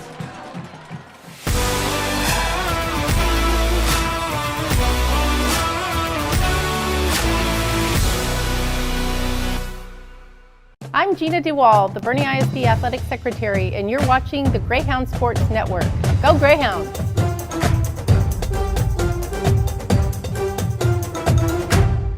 Ladies, That is how you execute the run-pass option. All right, guys. In order to live in this community, we need to know important facts. What year was Boerne High School opened? Back in 1909. Now, who knows the name of the mascots? Rowdy and Rita. Okay. What year did Boerne play its first football game? Back in 1909. Again, because of special teams, Boerne taking advantage in this third quarter, 2 short fields. A combined 55 yards, all they needed to score 14 points. And what was a 3-point halftime deficit is now an 11-point third quarter lead. And on that, Connor Tyler back into the game. Good sign for the Hornets. They'll start at their own 25-yard line. Well, it felt like at the half, after the Hornets got that pick right to end the half, it felt like they had momentum. They come out, and they come in the third quarter, they go 3 and out on a punt, get a good return by Bays, sets up a touchdown. Then they have a bad snap. Punt man has to fall on the ball. Greyhounds, like you said, got another short field. They score again, and so it seemed like they had momentum when the quarter started, but it's all right now. Momentum is facing the Greyhounds right now, or it's going with the Greyhounds. And not that you're taking out the runs if you're Flour Bluff here, but the further you fall behind, the more one-dimensional you become. This is a run after saying all that. It's Mims on the sweep. Good for about 4 yards to bring up second down. Yeah, you're about we're halfway through this first quarter here, second half in the third quarter here, but they still have time to run the ball. It's an 11, it's 2 possession score, 11 points, but I don't think you totally abandon the run like you said. Brant Freeman, Kerry Barboza with you at opening night. Boerne against Flour Bluff. Hornets 12-3 campaign last year. Boerne 9-3. Greyhounds win 3 rounds deep, and these Hornets, for the first time in program history, won a region title, defeating rival Veterans Memorial in the process. After a short pickup, 3rd and 4 for Flour Bluff.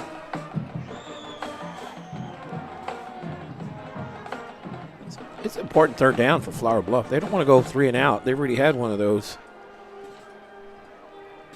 They want to try to keep the offense on the field a little bit. From the 32, off the play fake, and Boerne right there defensively, Hudson Hendricks. He's made a couple of plays tonight for the Greyhounds, and this defense forces another 3 and out. It looked like it was going to be a good gainer, but Hudson blows up that play, and yeah, so third possession of the half, 2 of them have been 3 and outs. Hudson, as a freshman last year, 4th leading tackler on this Boerne defense, more than 80 tackles back in 2021. Actually dropped him for a loss.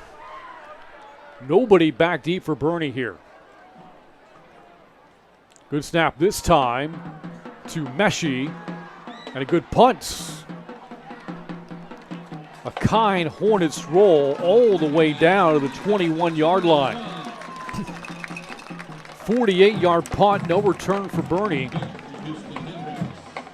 And finally, the Hornets put the Greyhounds in a position carry where they start on their side of the field. Yeah, they're gonna have to go the length, pretty much the length of the field if they're going to score. And you got to give the Greyhounds credit. Yeah, they had short fields, but that doesn't mean you're going to automatically score. It's not a guaranteed thing, and they did both times, and so that really changed the tide of the game. I felt kind of changed the momentum. They got an 11-point lead here. They might have to go to the length here, but they're still trying to add some points on there. Big night so far for Jackson Bays at his varsity debut. Responsible for all 4 Boerne touchdowns. A contested pass, incomplete, broken up by Cameron DeJong, who's had a good night for the Hornets. Pass intended for Brooks Perez. Good tight coverage that time, like you said, and just had to kind of thread that needle, and good defensive play by the Hornets, DeJong. Jackson Bays, 6 of 15 passing now, 124 yards, and the 2 touchdowns. 2nd and 10, up the middle makes third down manageable here for Boerne. On the run from Adam Hicks.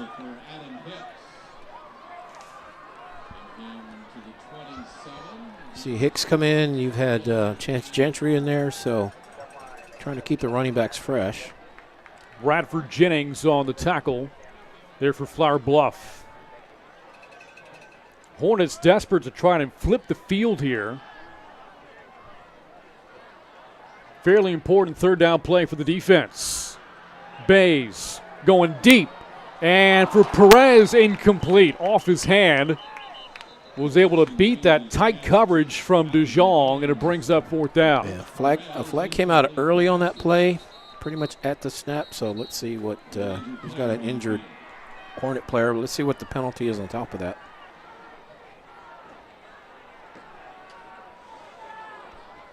That was the Manning coverage, I believe. DeJong is the player they're looking at that left leg. Several medical stoppages here in the second half. And really, it seems like a lot of cramps. I don't know exactly, but the way they're stretching him, it looks like cramps. It looked like Hamby had a cramp earlier. So it's still August, still hot, even though it hasn't been what it has been this summer with 100 and whatever degrees. It's still hot. It's still humid. These guys are sweating a lot. So they got to get a lot of water in, and if you don't, you're kind of susceptible to cramps. Right now, it is a cool 83 degrees outside. And you see DeJong walking it off. Has had a sack, a couple of pass breakups tonight. He's played well. Nightfall on this Thursday night, opening night across the states. So they gave him a first down, so it must have been defensive offsides. I think it was a 5-yarder that got him that first down. That's now 3 penalties in the half for the Hornets.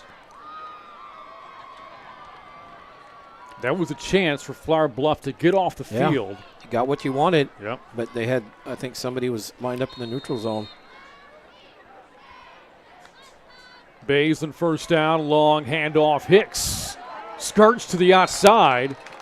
Got belted out of bounds by Sean Roberts, but a good run, gained 7 yards. Yeah, she takes it outside. That's where the yardage is. That's where the open space is. Took a shot by going outside. But this may be coming back. And you see Hicks, helmet in hand. Been a fairly even distribution between he and Chance Gentry. Top block. Personal foul called against Flour Bluff. A 15-yarder. That's a big break for the Greyhounds. 7th penalty tonight for the Hornets, up to 59 yards. That came after the game, so whatever he got on the game plus the 15-yarder, so that's over a 20-yard play for the Greyhounds right there. Officially 22 on a 7-yard run from Hicks. Now in a Hornet territory. Bays, a sophomore, going deep, looking for Perez, and it's incomplete. Covered downfield by Roberts, and it's 2nd and 10. Couple of times on this drive, Bays looking for Perez. Yep, that time he had him open, just not able to connect with him. Again, receiver, a position that Boerne having to replace some big targets. Cam Johnson, Riley Pekacek, both opting to focus on baseball. On 2nd down, Gentry fights for 2 before he's tackled on the play by Trevino. And I asked Coach Hendricks about that. There's 3 baseball guys, I believe, that decided not to play this year football that had been football guys, and he said, well, wish them well, but I can only coach who I have there at the practices and on the team, and so we're going with the guys that are there. There's a lot of guys that want to play, so we'll give them some reps and wish them well. That third player, Landon Lesturgeon at linebacker. 3rd and 10. We'll make it 9 here for Boerne. Bays looking right, nobody home, and then takes a shot. The sophomore still moving forward, and all that action for no gain brings up 4th down. like they were trying to set up a screenplay that just wasn't there. He did a good job of, I think, not making that throw, but there just wasn't a whole lot there. And looks like they're going to line up to go for it. Good quick kick it. So 4th and 9. Hornets almost jump. Trying to get him to. And now Bays, yep, deeper drop here. Quick kick coming. And this is going to land at the 20 and scooped up at the 22-yard line by Caleb Cloutier. Final 91 seconds, third quarter. Flour Bluff led at the end of the second, 17-14. But again, Kerry, 2 big special teams plays leading to 2 big Boerne touchdowns. Yeah, and both times they had short fields, and this was the first time they had to try to go the length, and they actually put together a pretty good drive, but they got about 30 yards, 30, 40 yards before the drive stalled out. Boerne trying to hand Flour Bluff its first opening day loss in 6 years. Pass down the middle for Mims, and it's picked off on the deflection. Picked by McCoy Bruce. 3 picks a year ago in his first of 2022. That was a Christmas gift. Dropped right into his lap. The receiver had it just off his hands, right into McCoy Bruce's hands. The first turnover for Flour Bluff on the pick thrown by Pelucio. And again, the Greyhounds forced 28 turnovers last year. And I brought this up earlier, Kerry, in that revenge playoff game against Corpus Christi Miller. This Boerne defense forced 8 of them.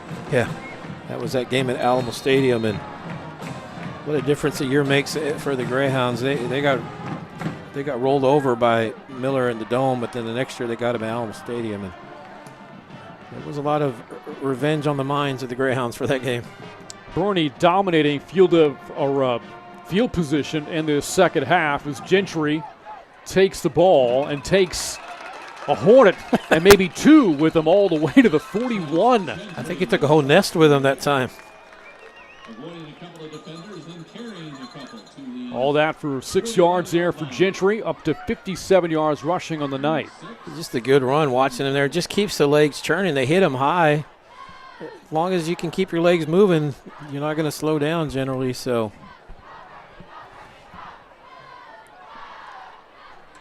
under a minute to go in this third quarter. Again, the Greyhounds next week hosting Pleasanton. No longer in a district with Pleasanton, but hosting them in a non-district game next Friday. On second down, Gentry to the outside, and Gentry breaks a tackle. A second, but not a third, as Bradford Jennings drags him down at the 48. He's going to lose about 7 yards there, and it's third down. Well, the Greyhounds, they don't have to snap it. They can let this game go down to the fourth quarter here. Just let the clock run, and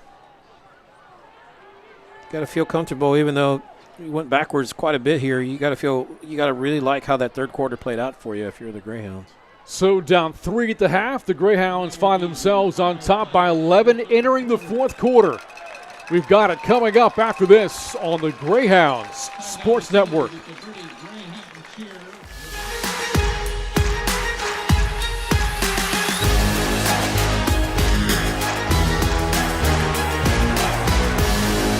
I'm Stan Leach, Boerne ISD Athletic Director, and you're watching the Greyhound Sports Network. Go Greyhounds!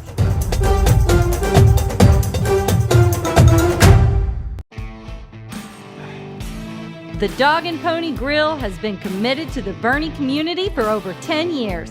And in that time, we've grown. But we've always stayed true to our roots. Just like all of y'all.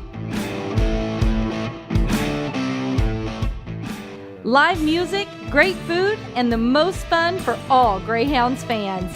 Stop by today, or tomorrow is just fine with us. And we hope you're enjoying opening night along with us on GSN. Fans enjoying it here at Boerne ISD Stadium as we get ready for the fourth quarter. And Boerne on top, 28-17. Good news, you see at the bottom of your screen, Braden Bays back into the game. after getting a bit nicked up in that third quarter. On third and long, his younger brother Jackson throwing deep, and it's incomplete into a lot of traffic. And looking for the tight end, Houston Hendricks. A lot of pressure that time at Flour Bluff, knowing it was a third and long. They brought some pressure, and Bays kind of had to throw it kind of quick here. So 4th and 11, keeping them out. Could be another quick kick. Let's see how they approach it here.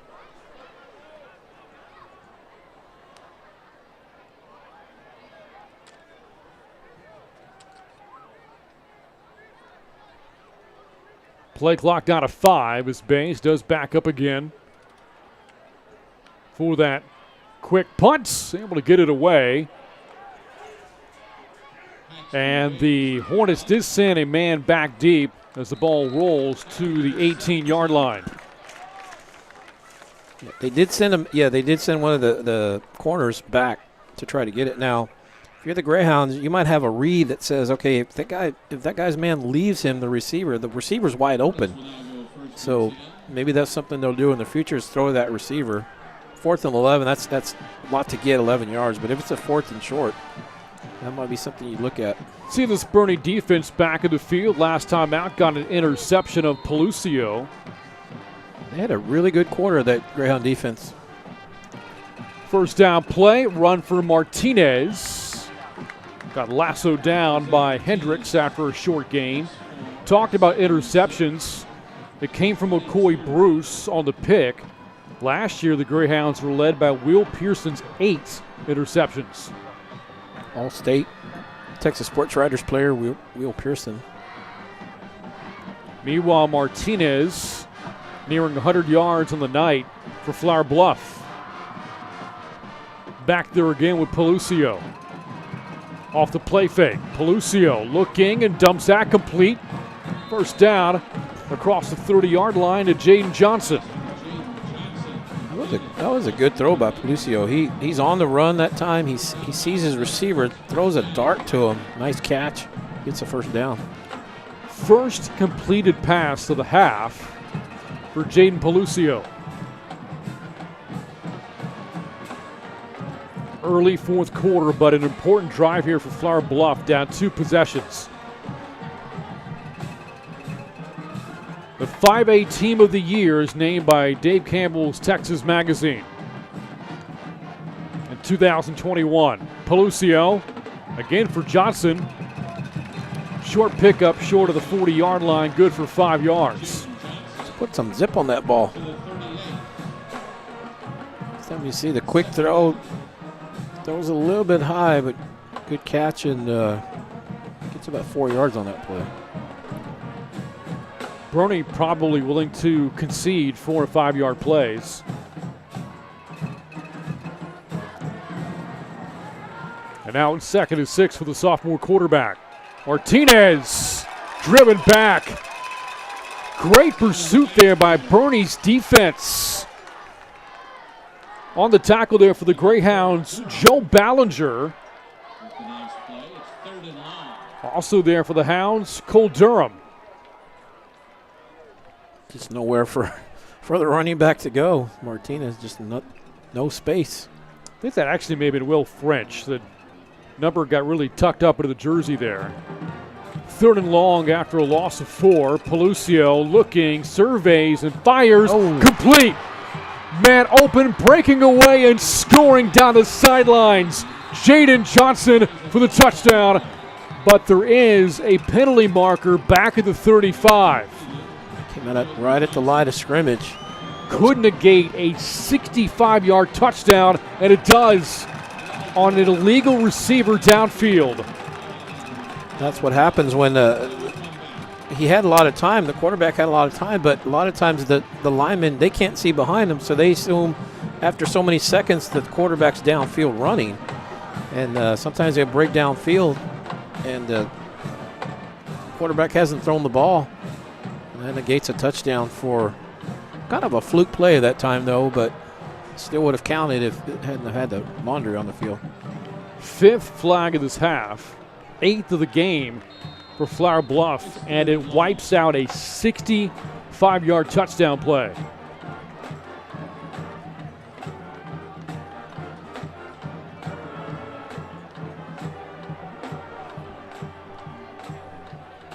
And now the Hornets need 14 yards to keep the drive going.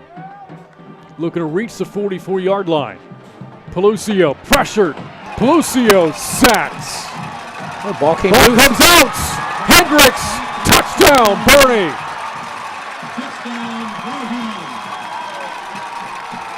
No whistle. It's the coach's son, Hudson Hendricks, a sophomore, makes the play. And Boerne rolling here in the second half. Flour Bluff saying that the ball was down, but no whistles, and the official was right on top of it, and so he didn't stop the play, let it go, and Hudson takes it in. So the Hornets had a defensive score earlier in the game, and Boerne gets one right back. Second turnover forced by Boerne, both in the second half. Point after, Ballinger. 35-17, Boerne on top. The defense getting in on the act as the Greyhounds take a 35-17 lead here from Boerne ISD Stadium.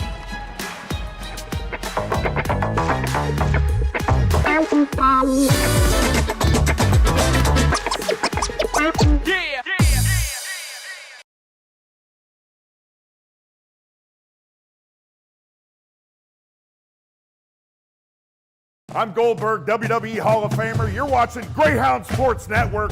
Who's next?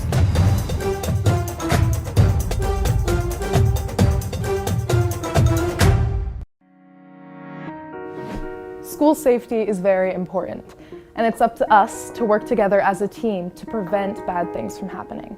That is why when you see something, say something. If you see or hear about dangerous or... A look at the ROTC team here at Boerne as we look at the defensive team for the Greyhounds. And here is the strip sack, courtesy of Cole Durham. And that is Hudson Hendricks, a sophomore linebacker who takes advantage on the return.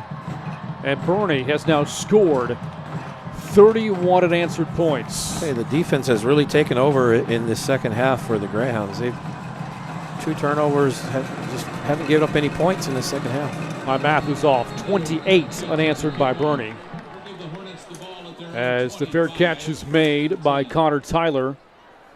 So Flour Bluff, think about this for the Hornets. Had a 65-yard touchdown wiped out due to an illegal receiver downfield. The very next play is that defensive score for Boerne. A 14-point swing in a matter of 1 penalty. We talk about the Greyhound defense. First drive by Flour Bluff, they go 3 and out. Then they have a bad snap on the next drive, gives Boerne a short field, then a punt, then a McCoy Bruce interception, and then a Hudson Hendricks fumble recovery for a touchdown.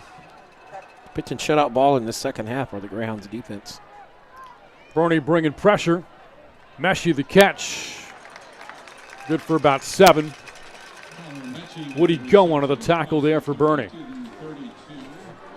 Yeah, we talked about that, abandoning that run game. Seemed like pretty much going to have to start throwing the ball. Fourth quarter, you're down double digits, so.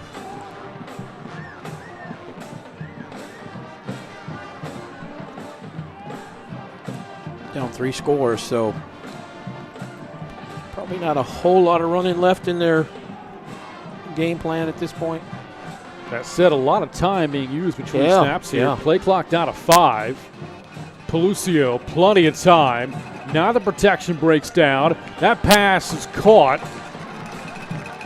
But maybe a yard gain, that's it for Meshi. Brings up 3rd down.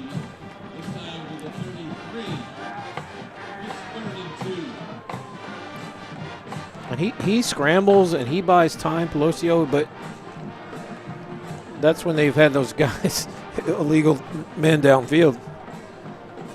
Assuming that he's going to scramble upfield.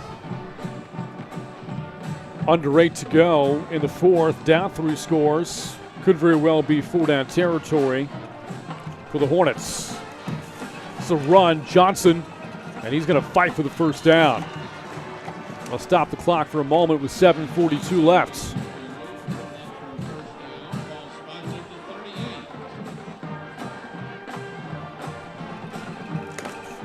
6 carries so far tonight for Cameron Johnson. His first went for a touchdown. Flour Bluff was down 7-0.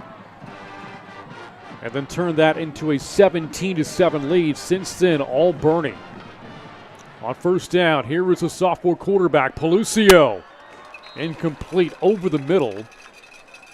And was looking for Cameron Dixon, 2nd and 10. We got some pretty good pressure, so he's not able to step into it the way he wanted. You know, Dixon had 2 big catches in that first half, but none so far in the second. Boerne's pass rush and their defense and secondary is tightened up in the second half. Yeah, done a very good job defensively adjusting at halftime. Brett Sawyer, defensive coordinator. On 2nd and 10, Pelucio rolls and throws on the run. There is Dixon, and Dixon breaks away. Inside the 30, Dixon. Finally tracked down by Cole Gentry. Another flag, though, and I think they might have got one of the linemen downfield again. Let's see. You look at the body language of the Hornets and looking a little defeated.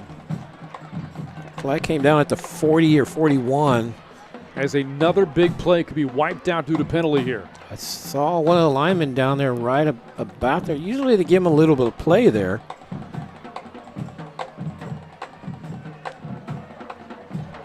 Let's see what they call, though.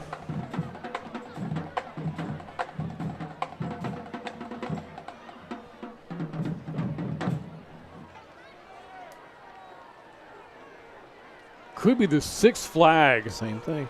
Of the half for the Hornets than it is. Meanwhile, Boerne has not been penalized since halftime.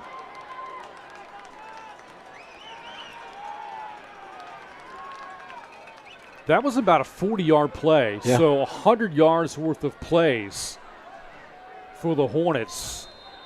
Called back on 2 flags.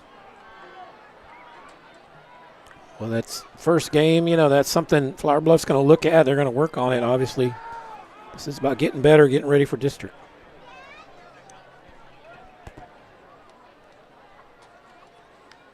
Second down and long. Here's Pelucio.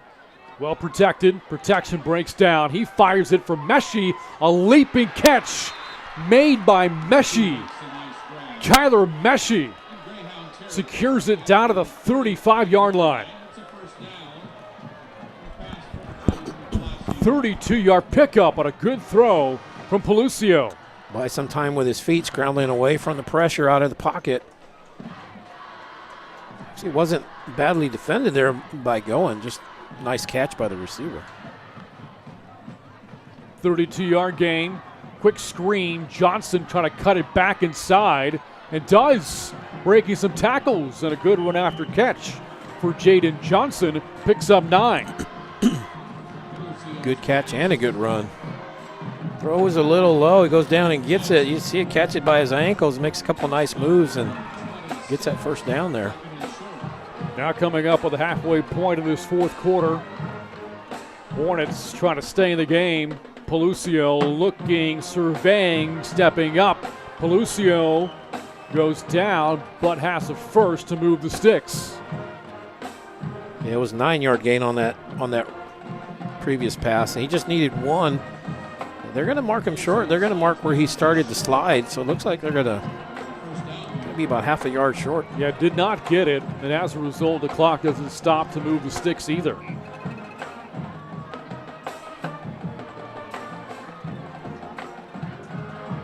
If he'd have fell forward, he'd have gotten it, but it's where the ball is when you start the slide. Inside run. Spot of the football. I believe that Johnson has it here and does to move the chains. Only needed half a yard, and he got about half a yard. He didn't get it by much, but he did get it.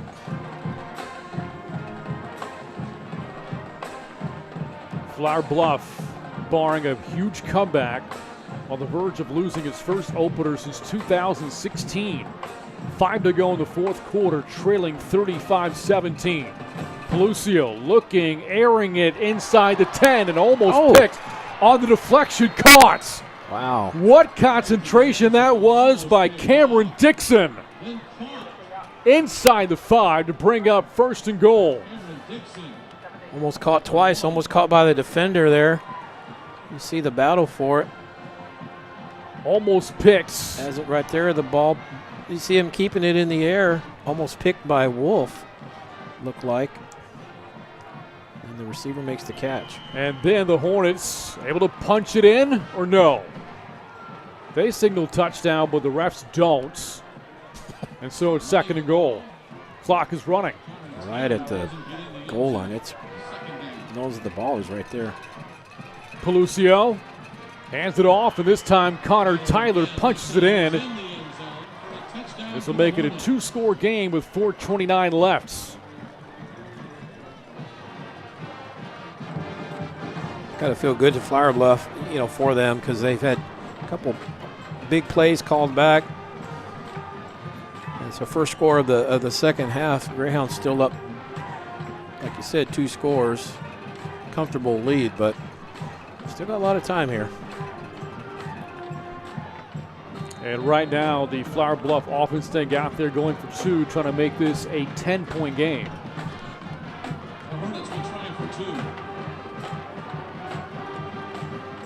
Tyler in the backfield along with Pelucio. The sophomore quarterback on the run throws, and he's got a man wide open with a 2-point conversion. Catch made by Bryce Schmidt.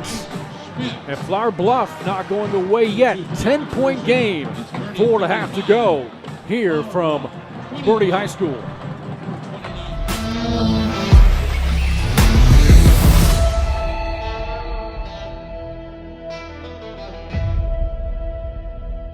Hi, I'm Brian Benway, Boerne ISD Director of Communications, and you're watching the Greyhounds Sports Network. Let's go Hounds! Hi, I'm Scott, and I love Chick-fil-A nuggets because the flavor is unparalleled. As soon as you bite into them, you're in a happy place. The seasoning is perfect. Hey, I'm Giovanni, and a little thing I love about Chick-fil-A nuggets is that they're perfectly breaded. There's just that right amount of crisp. I don't know what they're doing in the kitchen, but it's pure magic. Flour Bluff piecing together a 10-play, 75-yard drive. A couple of big passing plays on the drive for 32 and 23 yards. But the Hornets still down 10. 35-25 Boerne on top as the Greyhounds call for time with 4:29 left in the fourth. Time now for a Boerne alumni spotlight. Look at a former Greyhound great from the late 70s, early 80s, Dan Sharp. Hey, I remember Dan. I've got to meet him. Nice, great guy. Played in the NFL. All SWC player and All-American at TCU, inducted into the Horned Frogs Hall of Fame in 2005. Talked about his time in the NFL with Atlanta in the late 80s. He was with Gary Patterson on the Horned Frog staff for more than 20 years. And with that recent coaching change, Dan Sharp is now an assistant at La Tech. And he has also been inducted into the Boerne ISD Hall of Fame, Hall of Honor. And I talked with Dan, and he said he played with Atlanta in '87, and I think in '88 he was in the San Diego Chargers training camp. Mm-hmm. And they didn't have, back then, they didn't have the practice squads like they did now. And I think he was married, and the wife said, it's time for you to get a job. So I think he went back to school and went that direction. Boerne setting up for an onside attempt here from Meshi. Here it is, and it is scooped up by Cohen Wolf. Good hands for Wolf, and Boerne takes over at his own 43-yard line. Dan was one of those guys that just kind of plays everything. As you see Wolf make the catch there. He's a track guy. I think he made the state meet. Looked like another guy down for the Greyhounds. But I believe Dan made the state track meet in the high jump, so quite an athlete.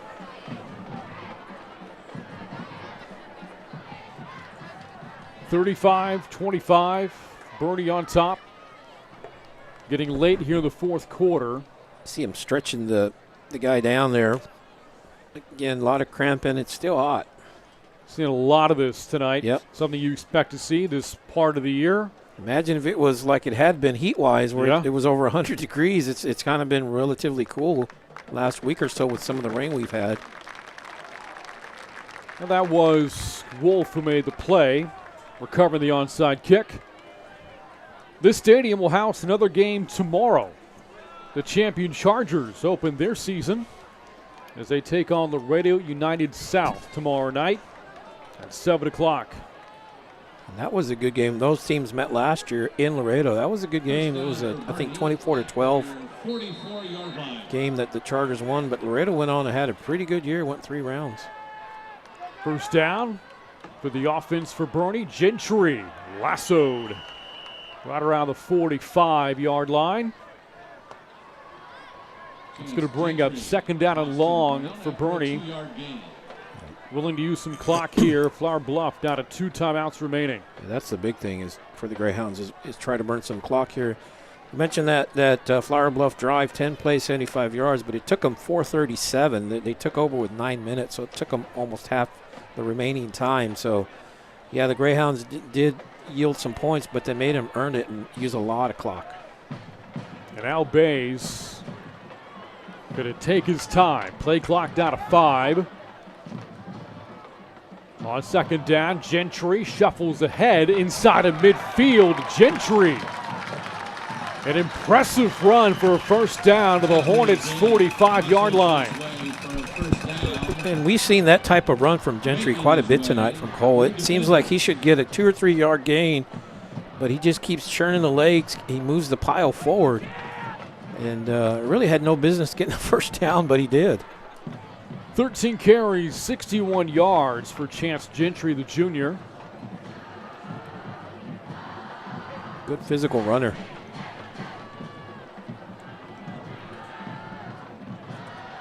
Between he and Adam Hicks, the duo over 100 yards rushing on the night.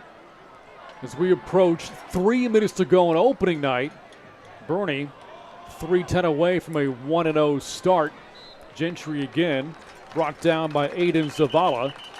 And it looks like the Hornets will spin the timeout. 1 left for Flour Bluff.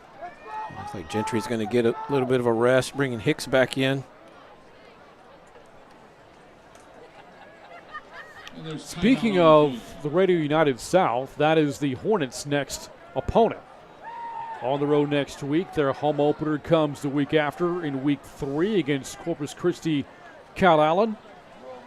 Their districts for the Hornets, they play in District 15 5A. Ed Couch Elsa, Mercedes, Valley View, Porter, and a team the Greyhounds know pretty well, Gregory Portland. Gregory Portland, Flour Bluff, those are all teams with good soccer team programs as well. Been a lot of matchups between Boerne schools and those Corpus schools down at the regional tournament. Last 5 years, the Hornets have gone 27-9 in district play. Movement from Boerne, and Riley Mackerel got a little excited there. It's going to bring up 2nd and 12 on the Greyhounds' first second half penalty. 2nd and long.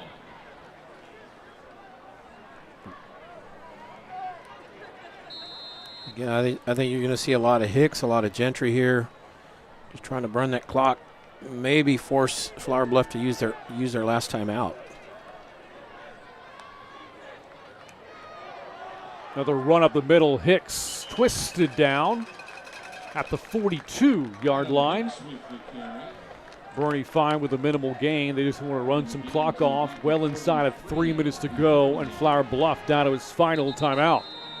Injured player. Might be another cramp. Hicks gets the penalty yards back, but like you said, Greyhound's more focused on the clock right now. And looking at a Hornets player down on the field, comes with 2:44 to go here in this fourth quarter. Boerne on top 35-25. And the player helped up here for the Hornets, Ben Lopez, senior defensive lineman for Flour Bluff. we've seen 2 sophomore quarterbacks making their first varsity starts, and they're really just going to get a lot better as the season progresses. They've played well. There's kind of been some highs and lows for both, but they've played very well for sophomores making their first starts under the Thursday night lights in this case. But you got to look at down the road how much better they're going to be next week and the week after. It seems like it's going to be a progression where every week they're just going to keep getting better, and by the time they're seniors, look out, they're going to have a lot of experience under their belt. They're going to be very good players.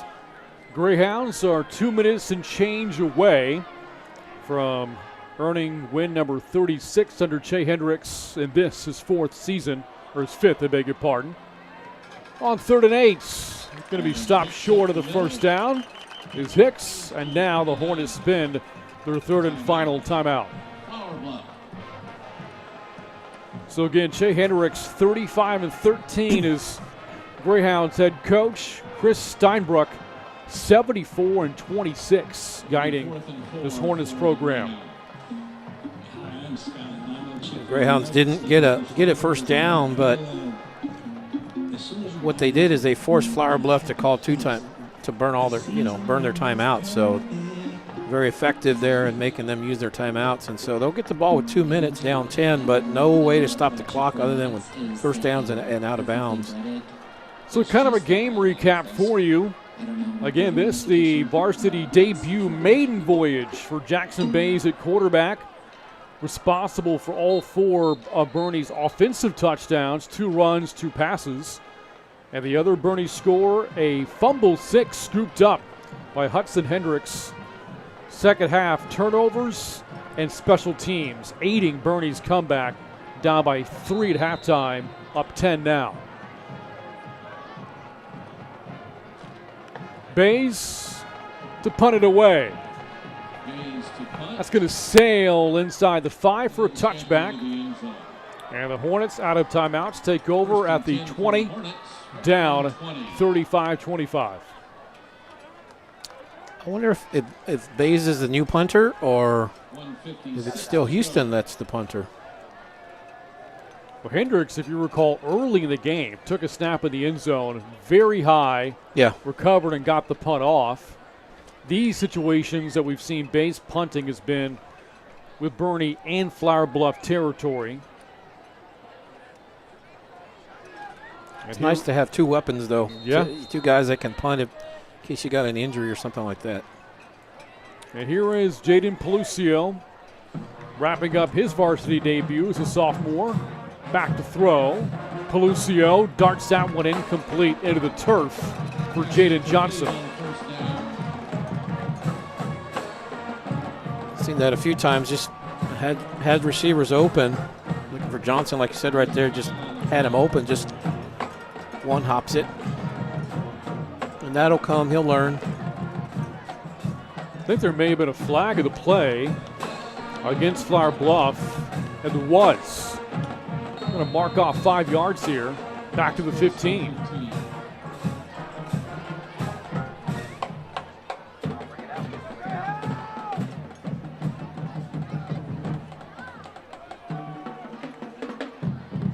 That's kind of bit the Hornets tonight, stung the Hornets a little bit, has been the penalties. They've had some big ones. 10 now for 75 yards for Flour Bluff. Some costly. One that wiped away a touchdown. Here's Meshi turning upfield. Meshi will stop the clock at the 26 after a gain of 11.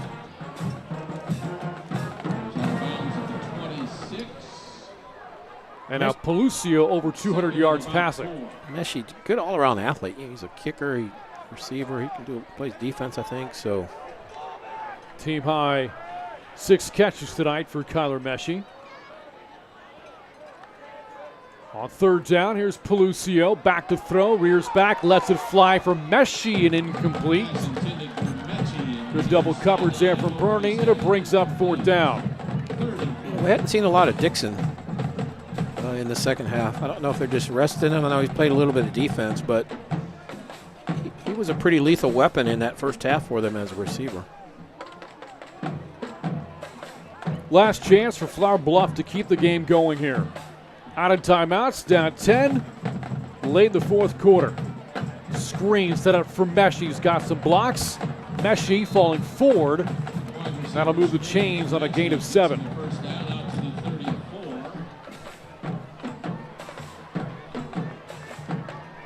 Hornets in the hurry up. They have no choice. With a $1:24 to go. Here's Pelucio.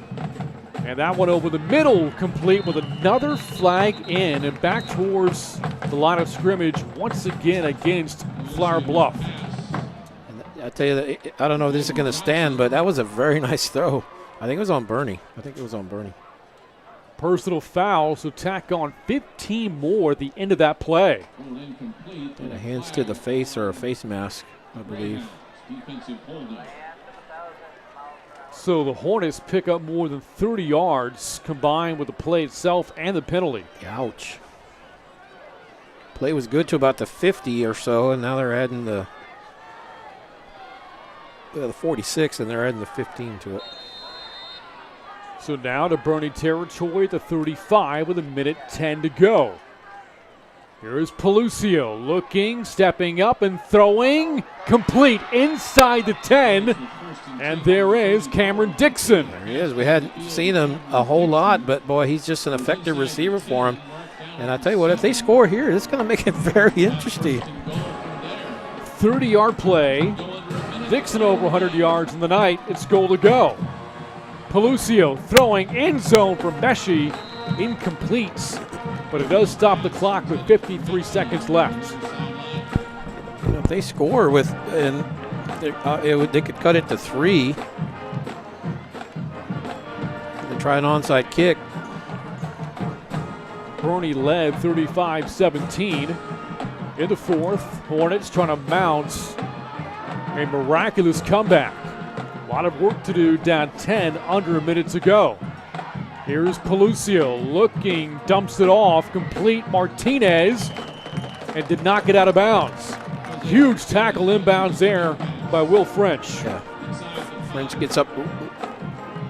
He's limping a little bit, but he does a good job, like you said, hitting him and keeping him in bounds.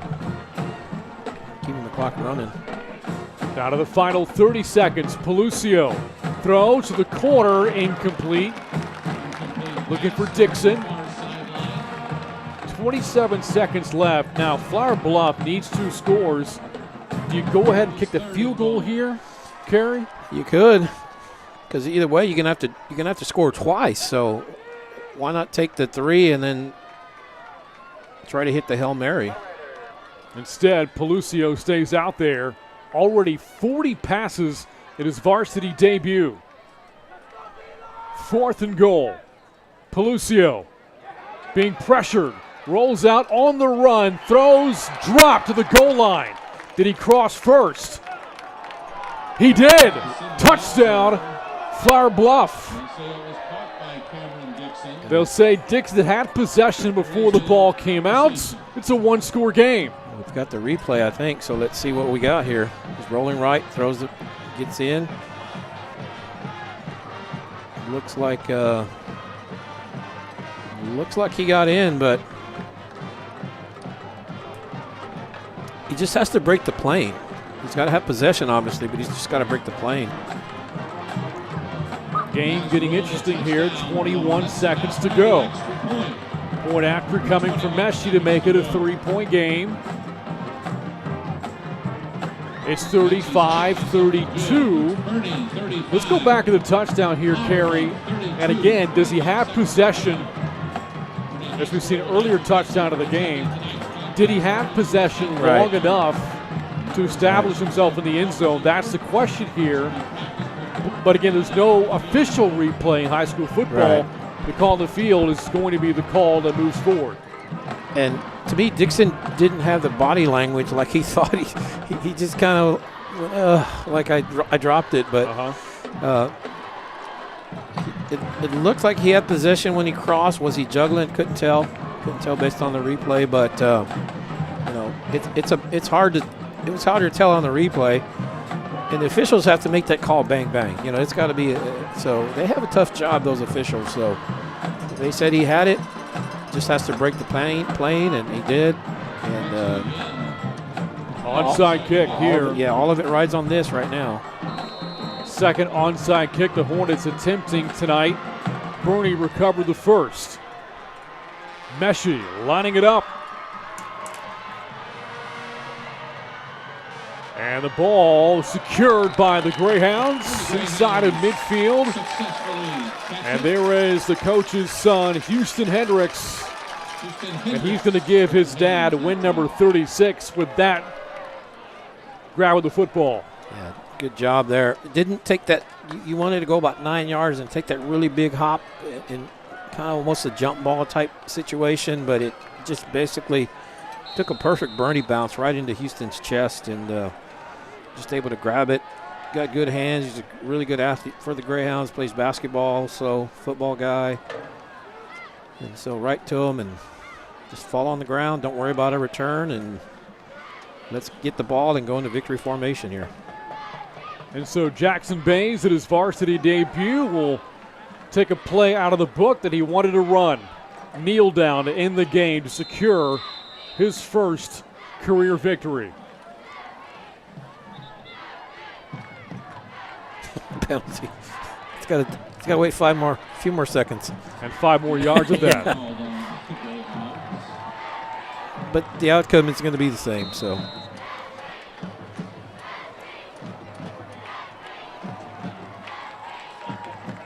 And now Bays takes a snap and the knee.